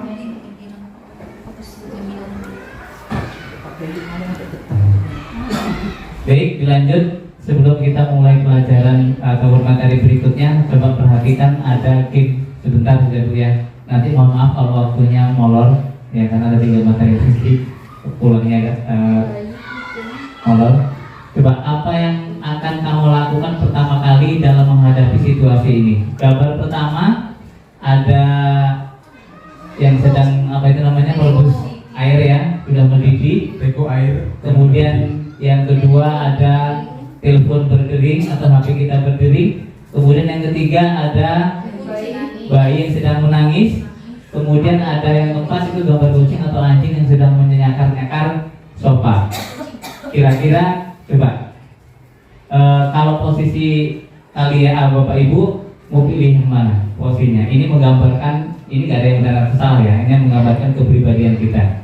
Kira-kira Pak Bahar posisinya dari apa yang akan kalian Bapak lakukan setelah melihat gambar ini pertama kali? Nomor 1 Pak Bahar ya, artinya segera mengamankan air yang sudah mendidih ya. Kebakaran. Oke. Bu Dwi, nomor 1 air ya. Terus Putri, nomor 3 kebenaran naik gelundung. Nomor 3. Terus nomor 3 Bu Robi. Nomor 1 Ibu kepala sekolah. Nomor 2. Nomor 3 Pak Yuli nomor berapa? Nomor 3. Benar Bu Robi. Atau diurutkan Pak Rohman dari mana dulu? Nah, misalnya air sudah mendidih, kucing nyakar-nyakar, bayi nangis, Artinya telepon bunyi. kejadian ini bersamaan. Apa yang kita lakukan pertama kali, kejadian ini bersamaan. Iya, sama yang pertama kali yang kita lakukan. Bu nomor 1 umur. Pak Marno nomor 3. Oke, kita lihat ya selanjutnya. Jika kita memilih nomor 1 ya, mematikan kompor ya, artinya kamu adalah orang yang bersemangat namun cepat marah. Selain itu suka membuat keputusan dengan cepat tanpa mempertimbangkan apa yang terjadi di depan. Selain itu pribadi ini juga cepat bosan. Oke, kalau kita milih nomor 2 menjawab telepon, siapa yang menjawab telepon? Sosok ini berarti orang yang fokus dan diplomatis. Selain itu pribadi ini terbiasa untuk multitasking. Namun salah satu kelemahannya adalah tidak dapat menerima kesalahan orang lain. Oke, selanjutnya nomor 3 menenangkan bayi. Jika memilih untuk menenangkan bayi terlebih dahulu, artinya kamu adalah orang yang tenang dan banyak akal. Selain itu pribadi ini juga suka menolong orang lain. Suka menolong nggak Bu Robi? Bahkan dalam mengorbankan dirinya untuk diri sendiri untuk kepentingan orang lain ya. Kemudian kalau pilih nomor 4, memperhatikan anjing agar tidak menjadi sofa. Pribadi ini adalah sosok yang tidak suka kekacauan baik dalam hidupnya maupun dalam keluarga. Tadi kalian nomor 4 ya. Nggak ada teriak ya. Teriak kan nolongin bayar untuk Oke, ini hanya game saja. Ya, nggak ada penjelasan salahnya. Ini bisa kalau logika loh. Kok yuk pas ya? Iya. Tapi hasilnya hoak, orang saya nggak tenang kok. Oke, lanjut Bu. Bapak Ibu kita lanjut ke kebutuhan dasar manusia. Ya, kebutuhan dasar manusia ada 5. ya, bertahan hidup, kemudian kasih sayang, ya, kemudian ada penguasaan, ada kebebasan, ada kesenangan, ya. Ini ada 5 kebutuhan dasar manusia, ya. Jadi untuk seluruh tindakan manusia memiliki tujuan tertentu. Ya, lanjut, ketika seseorang murid, ya, melakukan sesuatu perbuatan yang bertentangan dengan nilai-nilai kebajikan atau melanggar peraturan, hal itu sebenarnya dikarenakan mereka gagal memenuhi salah satu dasar kebutuhan kita, ya. Jadi ketika siswa kita ada yang melanggar peraturan, itu berarti murid itu, ya, ada salah satu kebutuhan dasar yang belum terpenuhi, ya. Oke, lanjut. Pertanyaan pemantik. Ibu Ambar, guru wali kelas 2A di SD Pelita Hati, sedang bingung menghadapi ulah salah satu murid di kelasnya. Namanya Doni. Beberapa anak di kelas 2A telah datang padanya dan mengeluhkan Doni yang seringkali meminta bekal makan siang mereka dengan paksa. Ya, jika Anda menghadapi situasi seperti Ibu Ambar, apa yang akan Anda lakukan menurut Anda? Kira-kira apa alasan Doni melakukan hal itu? Nah, pertanyaannya, ya, merujuk pada situasi yang sedang dihadapi Ibu Ambar di atas, dalam konteks penegakan disiplin positif, Ibu Ambar sebaiknya mencari tahu alasan Doni melakukan tindakan tersebut agar mengetahui kebutuhan mana yang sedang berusaha dipenuhi oleh Doni. Tadi ada 5. Kira-kira apa, Bu? Disebut dulu. Ya. Masih kan? Ya. Poin tadi. Nah, bertahan hidup ya. Oke. Lanjut. Ya, kita simpan dulu jawabannya, bertahan hidup ya. Kita lihat video, coba di play kan.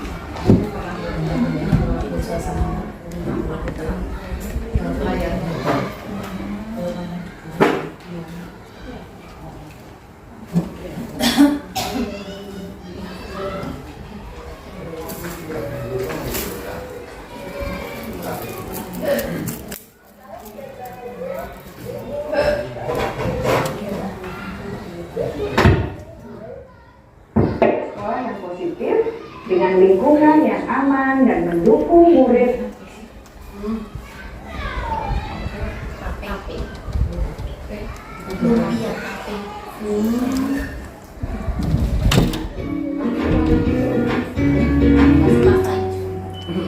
salam dan bahagia ibu dan bapak guru hebat untuk membangun budaya sekolah yang positif dengan lingkungan yang aman dan mendukung murid untuk menjadi pribadi yang berdaya, seimbang, dan bahagia.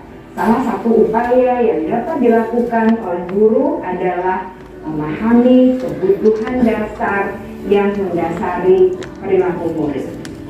Pada video kali ini, kita akan membahas tentang 5 kebutuhan dasar manusia.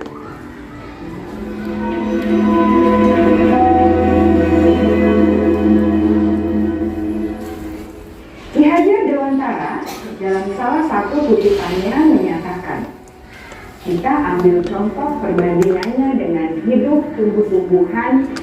Seorang petani dalam hakikatnya sama kewajibannya dengan seorang pendidik yang menanam padi misalnya. Hanya dapat menuntun tumbuhnya padi. Ia dapat memperbaiki kondisi tanah, memelihara tanaman padi, memberi pupuk dan air, membasmi ulat-ulat atau jamur-jamur yang mengganggu hidup tanaman padi, dan lain sebagainya.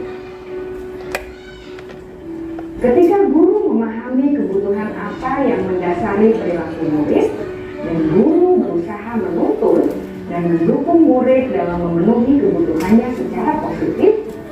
Pada hakikatnya, guru tersebut ibarat seorang petani yang sedang berusaha memahami kebutuhan masing-masing tanaman, dan ia berusaha memenuhi kebutuhan tanaman tersebut agar dapat tumbuh dengan subur dan maksimal. Dr. William Glasser, seorang psikiater dari Amerika Serikat, menyatakan bahwa seluruh tindakan manusia memiliki tujuan tertentu, yaitu memenuhi kebutuhan dasarnya. Ketika kelima kebutuhan dasar telah terpenuhi secara memadai, maka murid akan tumbuh dengan seimbang dan bahagia. Sebaliknya, ketika kebutuhan dasar tidak terpenuhi dengan baik, maka seseorang akan mengalami emosi negatif seperti bosan, sedih, dan kecewa. Bahkan mereka dapat melakukan perbuatan yang bertentangan dengan nilai-nilai kebajikan atau melanggar peraturan. Dengan kata lain, perilaku buruk seseorang biasanya adalah respons dari kebutuhan yang tidak terpenuhi. Namun, mereka tidak tahu cara untuk menyampaikannya. Ada 5 kebutuhan dasar manusia menurut Dr. William Glasser, yaitu yang pertama, kebutuhan untuk bertahan hidup atau survival. Yang kedua, kebutuhan untuk merasa diterima atau love and belonging. Yang ketiga, kebutuhan akan kebebasan atau freedom. Yang keempat, kebutuhan akan kesenangan atau fun. Dan yang kelima, kebutuhan akan penguasaan atau power.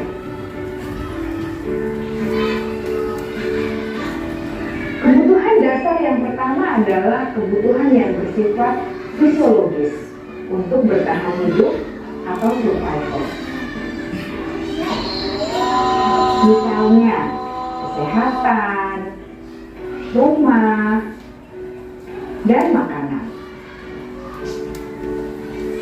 Kebutuhan biologis sebagai bagian dari proses reproduksi, termasuk kebutuhan untuk tetap bertahan hidup.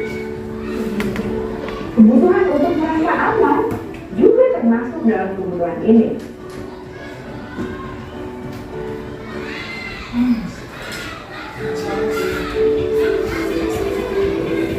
Agar murid dapat belajar dengan baik, kebutuhan mereka akan merasa aman, pangan, sandang, dan papan harus terpenuhi. Jadi lanjut Bapak Ibu ya, tentang kebutuhan dasar hidup ini, yang jelas ketika siswa melakukan hal-hal yang mungkin melanggar peraturan, intinya dari 5 tersebut ada yang belum terpenuhi ya. Jadi kebutuhan bertahan hidup ya, tadi dalam kisah atau cerita Ambar tadi ya, ada kasus Ambar tadi, kita bisa dalam bawahnya, dalam kasus Doni di atas, apabila jawaban Doni ketika ditanya oleh Ibu Ambar adalah karena ia lapar, tadi kan sering mengganggu, merebut makanannya kan ya, ia lapar dan orang tuanya tidak membawakannya bekal makan siang, maka kebutuhan dasar yang sedang berusaha dipenuhi oleh Doni adalah kebutuhan bertahan hidup ya. Lanjut lagi, kasih sayang ya, kasih sayang.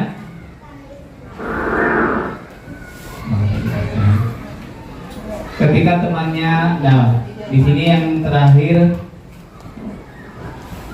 ketika temannya melaporkan tindakannya itu pada gurunya tentang Doni tadi, dan gurunya memberitahu orang tuanya sehingga orang tuanya jadi memperhatikan dia, maka kebutuhan dasar yang sedang dipenuhi Doni adalah kebutuhan akan kasih sayang ya.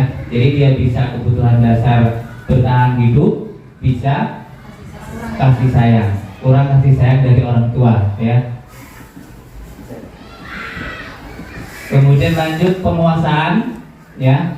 Ini masih tentang Doni juga, kita langsung jawabannya saja. Dalam kasus di atas, apabila jawaban Doni adalah dia merasa hebat, karena temannya jadi takut dengan dia dan menuruti keinginannya, maka sebetulnya Doni sedang berusaha memenuhi kebutuhan dasarnya akan kekuasaan, ya. Jadi bisa bukan hanya kebutuhan bertahan hidup saja. Selanjutnya, kebebasan. Bila jawaban Doni dalam kasus di atas adalah bahwa dia merasa bosan dengan bekal makanan yang dibawakan ibunya, ya, dari rumah, karena ibunya selalu membawakan bekal yang sama, oleh karena itu dia ingin mencoba makanan teman-temannya yang beraneka ragam, maka Doni sedang berusaha memenuhi kebutuhan akan kebebasan, ya. Kemudian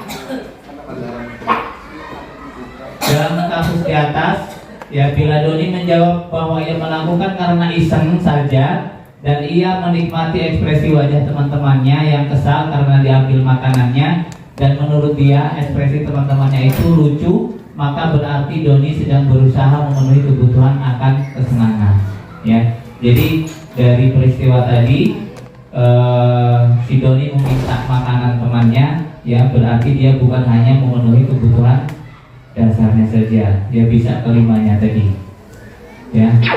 Kita lanjut saja ke materi berikutnya, pembelajaran kelima, yaitu 5 posisi kontrol, ya.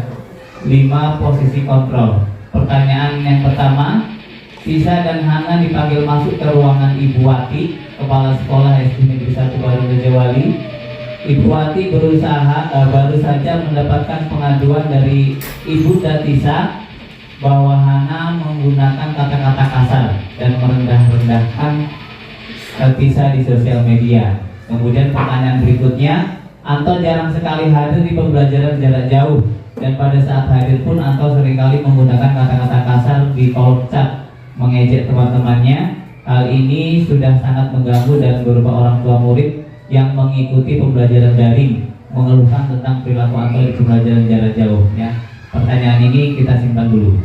Kemudian pertanyaannya, bila Anda adalah seorang kepala sekolah, nggak apa-apa, memang kayak bila Anda adalah seorang kepala sekolah, penerapan disiplin apakah yang akan Anda lakukan untuk kasus Hana dan kasus Anto tadi, dan mengapa alasannya, ya.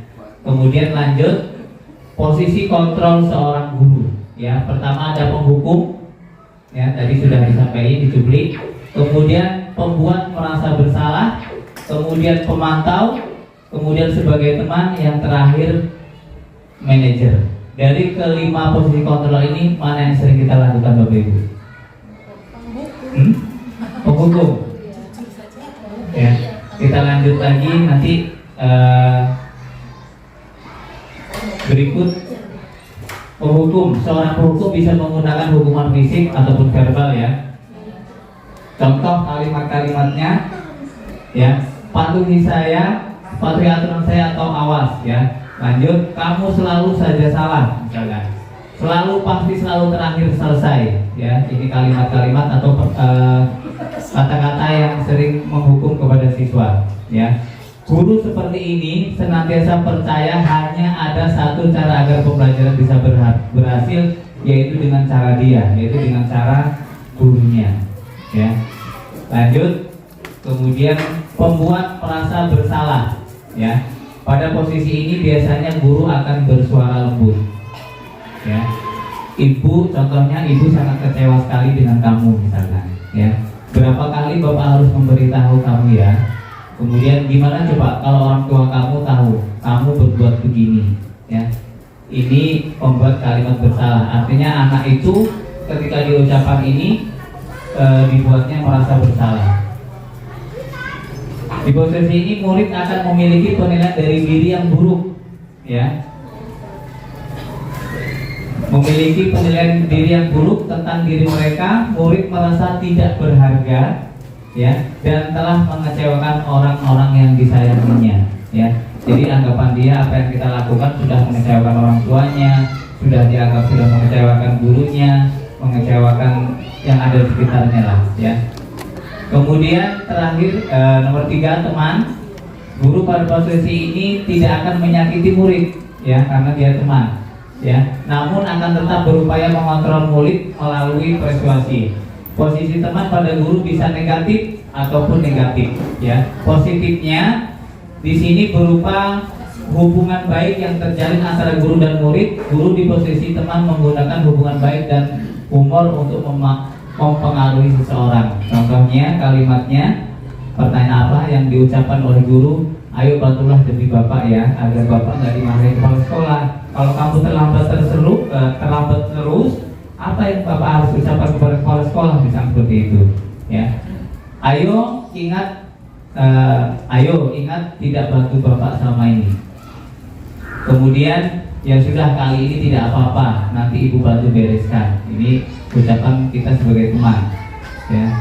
Kemudian hal negatif dari posisi teman adalah bila sesuatu saat guru tersebut tidak membantu, maka murid akan kecewa dan berkata, saya pikir bapak ibu teman saya, ya.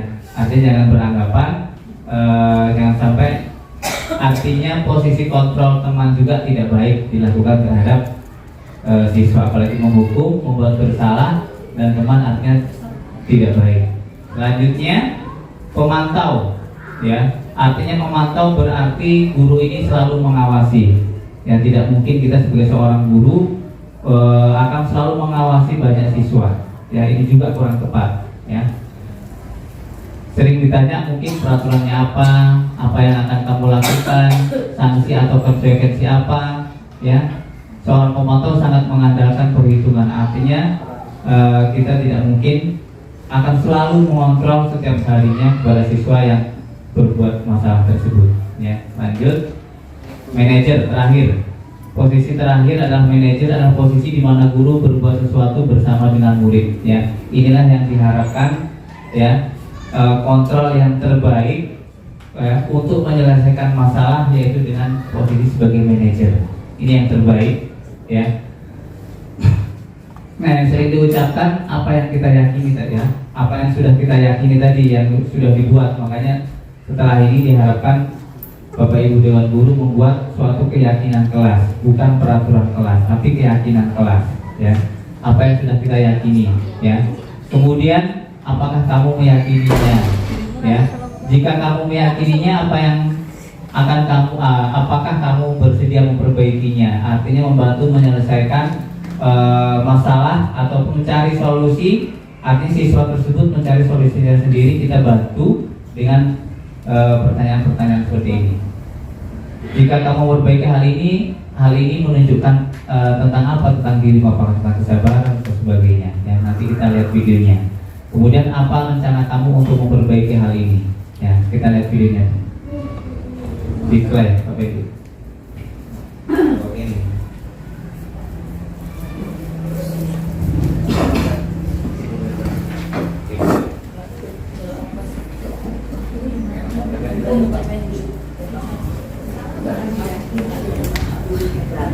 Dalam penerapan disiplin positif restitusi, salah satu program yang dikembangkan adalah 5 posisi kontrol.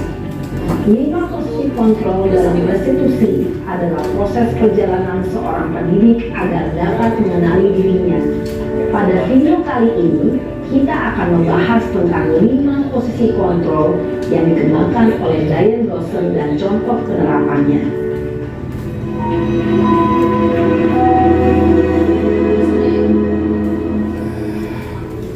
5 posisi kontrol itu adalah 1. Posisi penghukum, 2. Posisi pembuat merasa bersalah, 3. Posisi teman, 4. Posisi pemantau atau monitor, dan 5. Posisi manajer.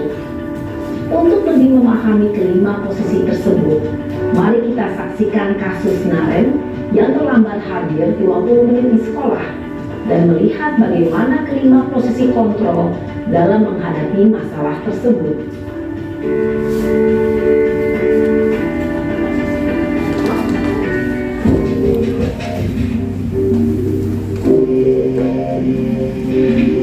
Nah, ini kayak apa ini?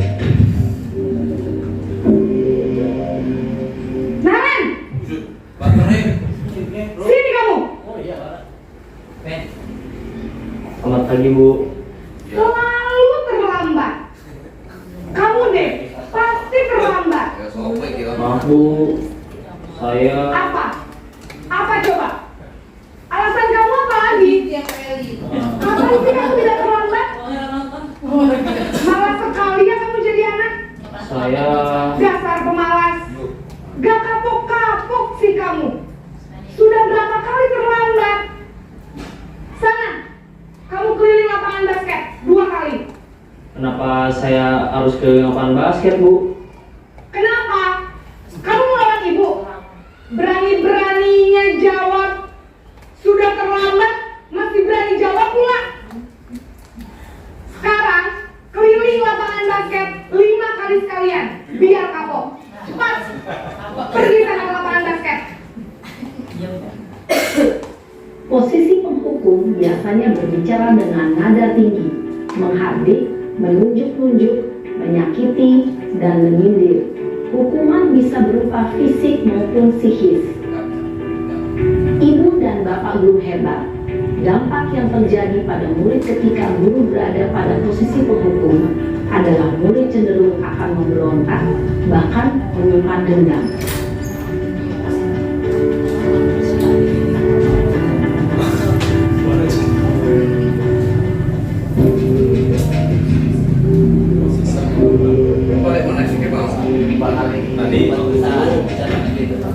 Jadi ini membuat merasa bersalah dan ini. Naren!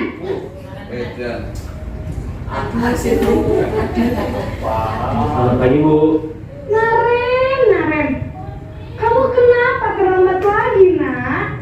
Ya Tuhan, Naren. Kamu senang ya bikin ibu susah ya? Kalau kamu terlambat lagi, nanti ibu yang ditegur bapak kepala sekolah, nak. Disangka ibu tidak bisa membina kamu. Duh, gimana ini?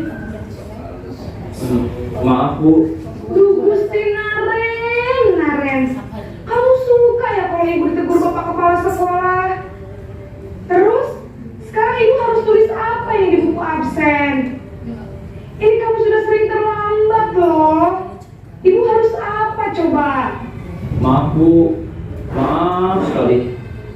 Ya sudah, lain kali jangan bikin ibu susah lagi ya nak ya. Ibu tidak akan kuat lagi kalau kamu begini terus. Bisa jantungan kalau ibu ditegur bapak kepala sekolah. Sekarang cepat ke kelas. Maaf ya, Bu. Maaf sekali. Posisi pembuat rasa bersalah berbicara dengan nada tenang, cenderung lembut. Namun kata-kata yang diutarakan membuat murid merasa menjadi orang yang gagal, memandang buruk dirinya sendiri, merasa tidak berharga, dan tidak sanggup membahagiakan orang lain. Ketika guru mengambil posisi pembuat rasa bersalah, murid akan menganggap dirinya yang bersalah dan ia akan menyimpan emosi negatif tersebut di dalam dirinya.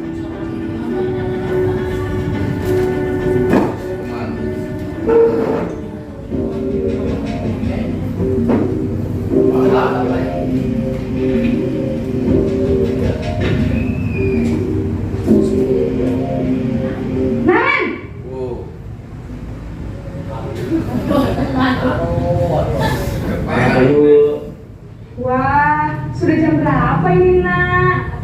Terlambat lagi ya saya. Iya, Bu. Habis ibu saya lupa bangunkan saya, Bu. Kamu malah menyalahkan ibu kamu. Kamu bukannya anak yang larinya paling kencang. Kok terlambat sih? Iya, Bu. Saya memang terlambat bangun tadi. Jadi biarpun saya lari kencang, tetap gak kekejar, Bu. Ya sudah sana.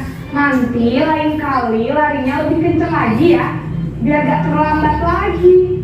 Bikin seneng ibu. Demi ibu. Bisa kan? Bisa lah, Bu. Ya sudah sana masuk kelas.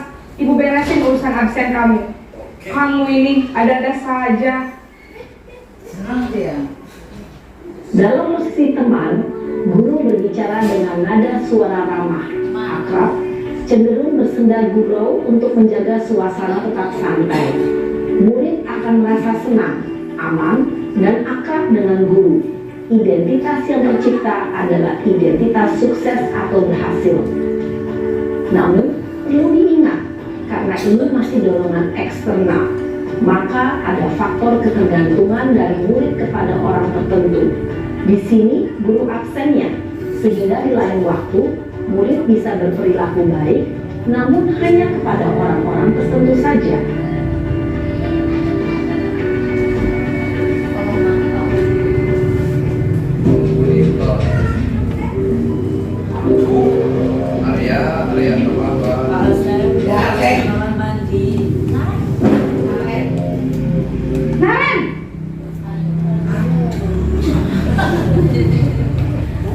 Selamat pagi Bu. Naren, apa peraturan sekolah kita tentang jam berapa kita harus masuk sekolah, nak? Kita harus di sekolah jam 7 Bu. Iya betul, sekarang sudah jam 7.20. Naren sudah tahu konsekuensinya jika terlambat hadir. Paham Bu. Saya harus tinggal kelas pas jam istirahat selama 20 menit. Iya benar, konsekuensinya demikian. Jadi nanti jam 9.30 pas istirahat, kamu harus tinggal di kelas, kerjakan tugas tambahan untuk ketertinggalan kamu, ya? Baik Bu. Posisi pemantau mengandalkan penghitungan atau data untuk mengontrol murid. Guru mengarahkan murid berdasarkan peraturan dan konsekuensi. Seorang pemantau menunjukkan bahasa tubuh dan ekspresi wajah yang datar dan cenderung formal.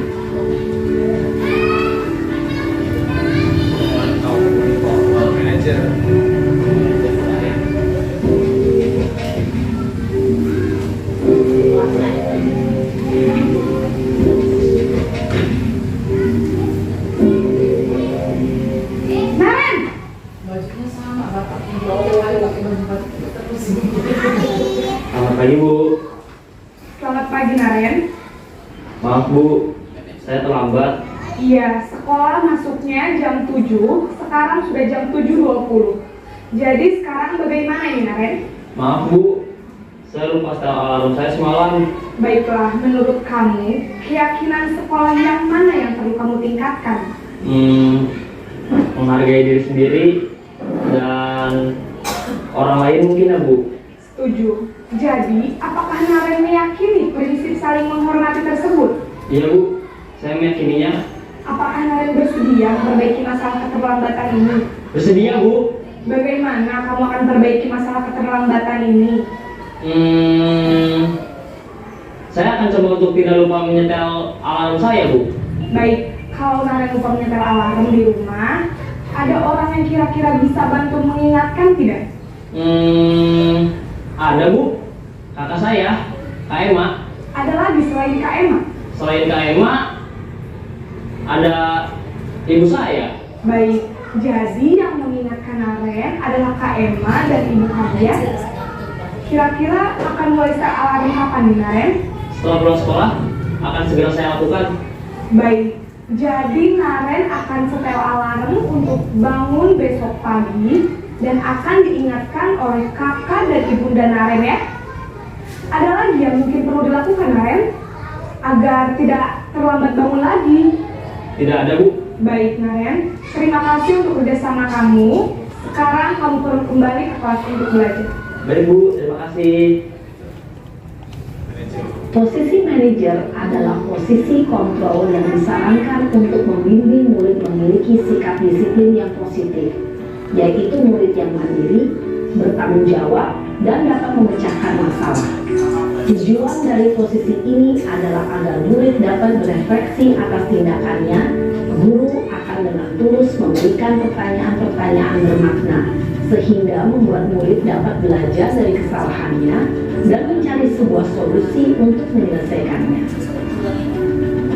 Ibu dan bapak guru hebat, setelah mengamati adegan kelima posisi kontrol tadi, kira-kira posisi mana yang paling ideal? Posisi mana yang dapat menunjang motivasi intrinsik murid? Ya, tentu posisi manajer. Posisi ini memang posisi ideal yang ingin dituju setiap pendidik. Pada posisi inilah, guru dapat menerapkan disiplin positif yang berpihak pada murid, yang memerdekakan murid. Perjalanan seorang pendidik tentunya tidak mudah untuk sampai pada posisi seorang manajer. Namun, ini, tujuan kita pasti, yaitu menciptakan murid-murid yang mandiri, merdeka, dan bertanggung jawab. Semoga penggambaran 5 posisi kontrol yang telah diperlihatkan ini dapat menjadi ajang refleksi bagi kita semua, agar dapat terus mengasah dan menerapkan disiplin positif yang memerdekakan murid. Mari terus berlatih dan bersemangat. Selamat menerapkan. Salam dan bahagia, Ibu. Baik Bapak Ibu, mungkin dari 5 posisi kontrol tadi yang penerapannya juga sudah dicontohkan, ya. Saya kira mungkin posisi manajer inilah yang ideal untuk kita, ya. Mari kita lakukan untuk menyelesaikan masalah terhadap anak, masalah apapun itu dengan cara, dengan posisi kita sebagai manajer, Bapak Ibu ya. Mungkin ini mungkin berat, ya. Saya kira setelah tadi melihat ada gambaran untuk menyelesaikan masalah-masalah mungkin akan terjadi masalah-masalah terhadap anak didik kita. Mungkin selanjutnya ya kita lanjut ke kayaknya kalau memberikan contoh waktunya lamanya. Langsung saja di pembelajaran yang terakhir yang ke-6 segitiga restitusi ya. Ini juga sebagai pemecahan masalah terhadap anak murid kita ketika mengalami masalah ya. Segitiga restitusi ya, yang pertama segitiga restitusi adalah suatu proses dialog yang dijalankan guru atau orang tua agar menghasilkan murid yang mandiri dan bertanggung jawab ya. Yang pertama adalah menstabilkan identitas. Pertanyaannya ya, biasanya kamu bukan satu-satunya yang pernah melakukan ini ya, atau setiap orang pasti pernah melakukan kesalahan. Ini menstabilkan identitas. Jadi ketika kita menyelesaikan masalah, stabilkan dulu keadaan dia dengan pertanyaan-pertanyaan seperti ini ya. Artinya kita tenangkan dulu ya. Contohnya setiap orang pasti pernah melakukan kesalahan ini gitu ya. Kemudian selanjutnya validasi tindakan yang salah. Ketika anak itu berbuat kesalahan ya, ajukan pertanyaan, adakah cara yang lebih efektif untuk mendapatkan apa yang kamu butuhkan ya. Kamu tentunya punya alasan mengapa melakukan itu ya. Ketika anak itu berbuat kesalahan ya, tanyakan alasannya kenapa. Jangan langsung marah, apalagi dihukum dan sebagainya. Tanyakan alasannya dulu. Yang ketiga, menanyakan keyakinan ya. Artinya keyakinan kelas apa yang telah disepakati. Jadi keyakinan kelas ini penting untuk dibuat Bapak Ibu ya, agar anak itu artinya dibuat bersama-sama keyakinan kelas ya, seperti dari tanggung jawab, disiplin dan sebagainya. Jadi dibuat terlebih dahulu ya, agar kita bisa melakukan segitiga restitusi ya. Kalau ujung-ujung kita melakukan ini kita belum pernah membuat keyakinan ya, anak bisa berontak saja ya. Belum ada kesepakatan yang kita buat, kenapa kalau ibu marah dan sebagainya. Kemudian video terakhir Bapak Fendi, contoh terakhir menyelesaikan suatu masalah, penerapan segitiga restitusi.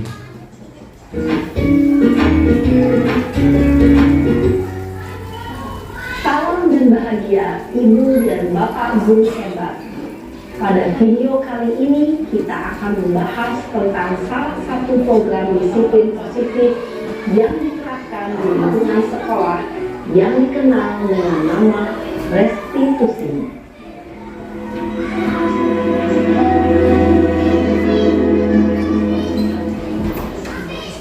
Restitusi dikembangkan oleh pakar pendidikan Diane Dawson, berlandaskan pada teori kontrol Dr. William Jameson. Segitiga restitusi adalah suatu proses dialog yang dijalankan oleh guru atau orang tua agar dapat menghasilkan murid yang mandiri dan bertanggung jawab. Pada saat guru di posisi manajer, aspek yang dikembangkan pada murid adalah motivasi intrinsik, sehingga penanaman nilai-nilai kebajikan dapat tumbuh dan berkembang menjadi suatu kebiasaan positif yang akhirnya membentuk karakter murid. Proses dialog ini terdiri dari 3 langkah yang digambarkan pada ketiga sisi pada segitiga restitusi. Sisi pertama adalah menstabilkan identitas. Sisi yang kedua adalah validasi tindakan yang salah. Dan sisi yang ketiga adalah menanyakan keyakinan. Ibu dan Bapak Guru, berikut ini akan ditunjukkan bagaimana seorang guru berada dalam posisi manajer menggunakan penerapan segitiga restitusi.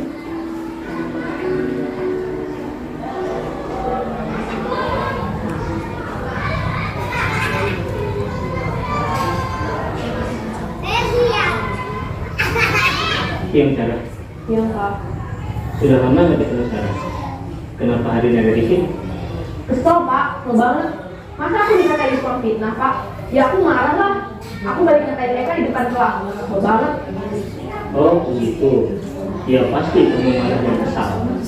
Bapak juga akan marah apabila ada yang menuduh Bapak seperti itu. Kemudian pada saat itu kamu mau melakukan apa? Ya saya langsung ngatain mereka lah Pak. Kesel banget. Saya bentak-bentak dia depan teman-teman lain. Oh begitu.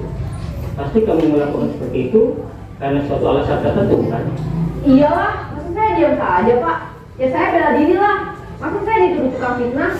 Ya wajar lah. Mempertahankan harga diri itu sesuatu yang penting buat kamu. Untung kamu tidak bertindak lebih gegabah lagi, hanya membentak-bentak. Iya Pak. Untung saya masih bersabar dan hanya membentak saja. Sudah gemes padahal. Saya pasti bela diri lah. Ya pasti ya. Tapi kamu memilih untuk tetap bertahan dan bersabar. Kamu memilih untuk tidak berbuat lebih parah lagi, bukan? Iya. Nah, sekarang coba kita lihat lagi tindakan kamu yang bentak-bentak Eka di kelas. Tindakan kamu itu kira-kira sesuai dengan keyakinan kelas atau kritik kamu tidak? Enggak lah Pak. Capek Pak jadi pemarah. Jadi keyakinan atau prinsip mana yang kurang sesuai dengan keinginan kamu? Ya, saya sebenarnya sangat menghargai orang lain.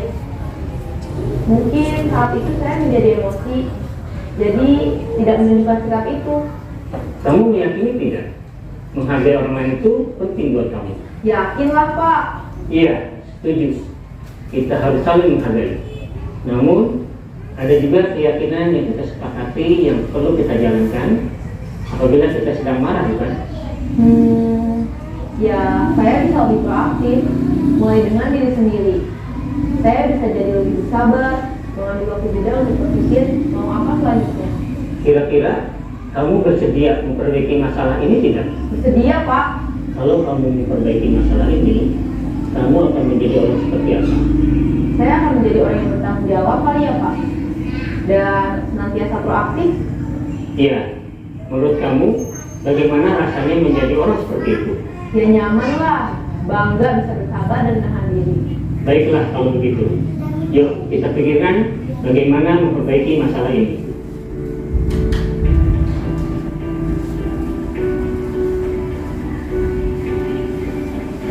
Ibu dan Bapak Guru hebat. Baru saja kita menyaksikan contoh bagaimana seorang guru berada dalam posisi manajer menggunakan penerapan segitiga restitusi. Mari kita bahas satu persatu.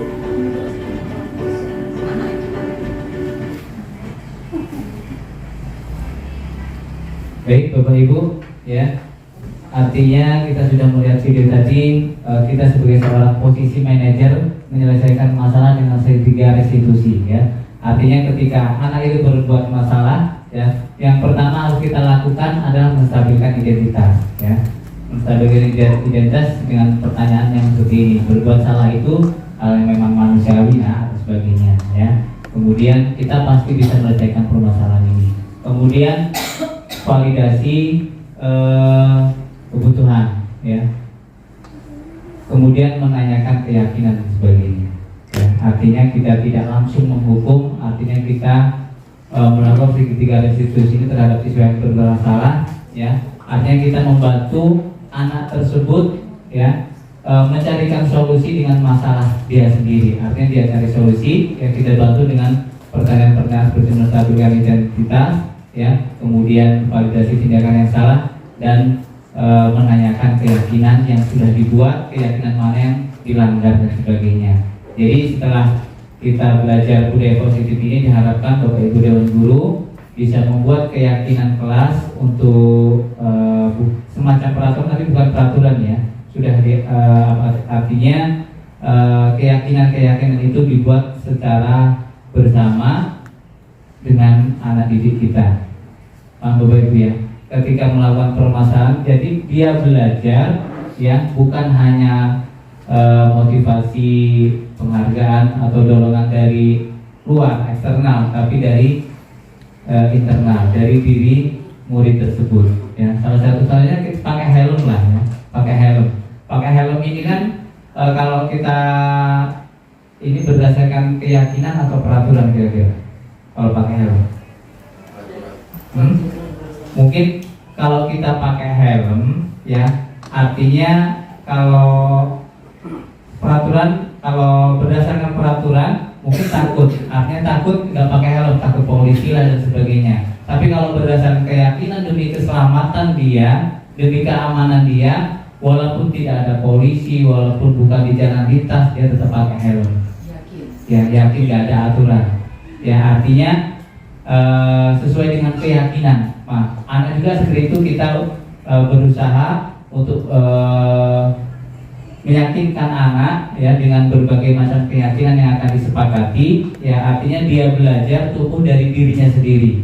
Ya begitu juga yang pakai helm tadi. Jadi pakai helm itu bukan berdasarkan takut polisi dan sebagainya. Artinya kita yakin untuk demi keselamatan kita sendiri. Ya walaupun nggak ada polisi dan sebagainya tetap pakai helm. Ya mungkin itu dari kami. Saya mungkin minta tanggapan dari salah satu guru setelah kita belajar bersama-sama dengan budaya positif ini. Mungkin Pak Marno bisa menyimpulkan ataupun kira-kira apa hasil yang sudah dipelajari hari ini. Terima kasih. Saya sedikit berbagi ilmu ya. Alhamdulillah hari ini kita bersama ilmu dan tambah meyakinkan khususnya saya sendiri. Ya sedikit Pak ada cerita, di kelas saya itu ada satu orang yang dulu di kelas 5 itu memang terlambat terus ya. Nah ini terbukti di sini Pak.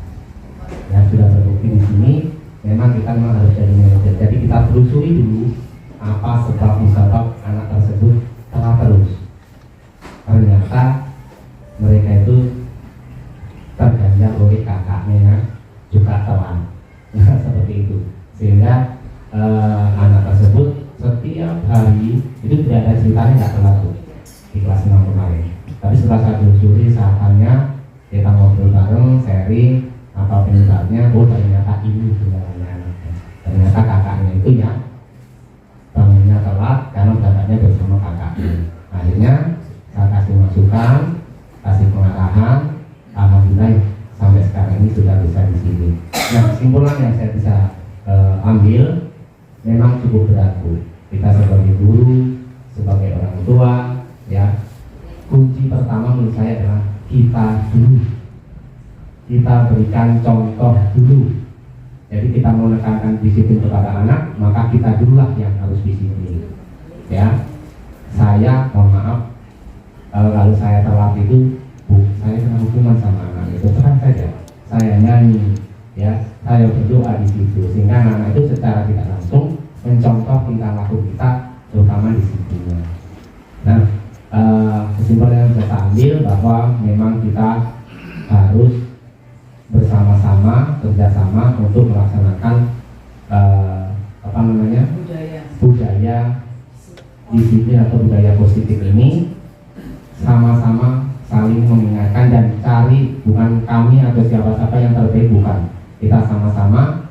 Ini tanggung jawab kita, ini ladang amal kita, insya Allah itu bisa berjalan dengan baik. Jangan tidak boleh malu atau segan-segan memberikan masukan atau memberikan minta bantuan kepada teman atau adik, nggak apa-apa untuk bisa menyelesaikan persoalan yang kita hadapi di kelas kita. Saya itu Pak, mungkin kawan dari Bu Fati. Mungkin ada. Oke, baik. Intinya kita berkolaborasi untuk menciptakan budaya positif terhadap anak. Jadi Pak Marno menginginkan untuk munculkan dari diri kita sendiri. Mungkin ke depan kita akan buat keyakinan apa untuk sekolah kita Pak Marno ya. Mari kita bersama-sama merumuskan tentang keyakinan apa saja yang akan kita terapkan di sekolah agar perilaku kita bisa dicontoh oleh anak didik kita. Mungkin saya kira ada tambahan dari yang lain mungkin? Cukup? Jadi diharapkan ke depan ya Bapak Ibu Dewan Guru bisa membuat keyakinan kelas dan menyelesaikan masalah-masalah ya, jangan sampai dengan menghukum ya. Kemudian apa tadi? Ada 5 posisi kontrol tadi ya. Kita harus sebagai posisi manajer ya, tidak boleh menghukum, merasa dia bersalah, kemudian Pemantau. sebagai teman, terus pemantau ya. Jadi keempat itu mari kita berusaha hilangkan walaupun tidak secara drastis ataupun kontinu, tidak secara langsung ya, kita selesaikan. Artinya kita harus menjadi posisi manajer dan menyelesaikan masalah dengan segitiga restitusi. Mungkin itu saja dari kami. Mungkin ada tambahan dari Pak Fendi.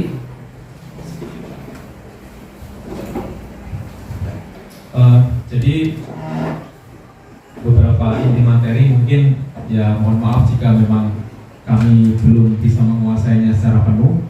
Namun saya yakin Bapak Ibu sudah bisa mengambil intisari dari apa yang kami sampaikan pada pembahasan budaya positif ini. Saya yakin sudah terbayang di benak Bapak Ibu, merefleksikan diri Bapak Ibu yang pada masa lalu seperti apa perlakuannya, dan untuk memperbaikinya di kemudian hari akan seperti apa perlakuannya. Jadi seperti itu saja Bapak Ibu. Terima kasih atas partisipasinya. Kami mohon maaf jika ada kekurangan dan kepada Allah saya mohon ampun. Saya akhiri dalam pembahasan ini. Wassalamualaikum warahmatullahi wabarakatuh. Waalaikumsalam.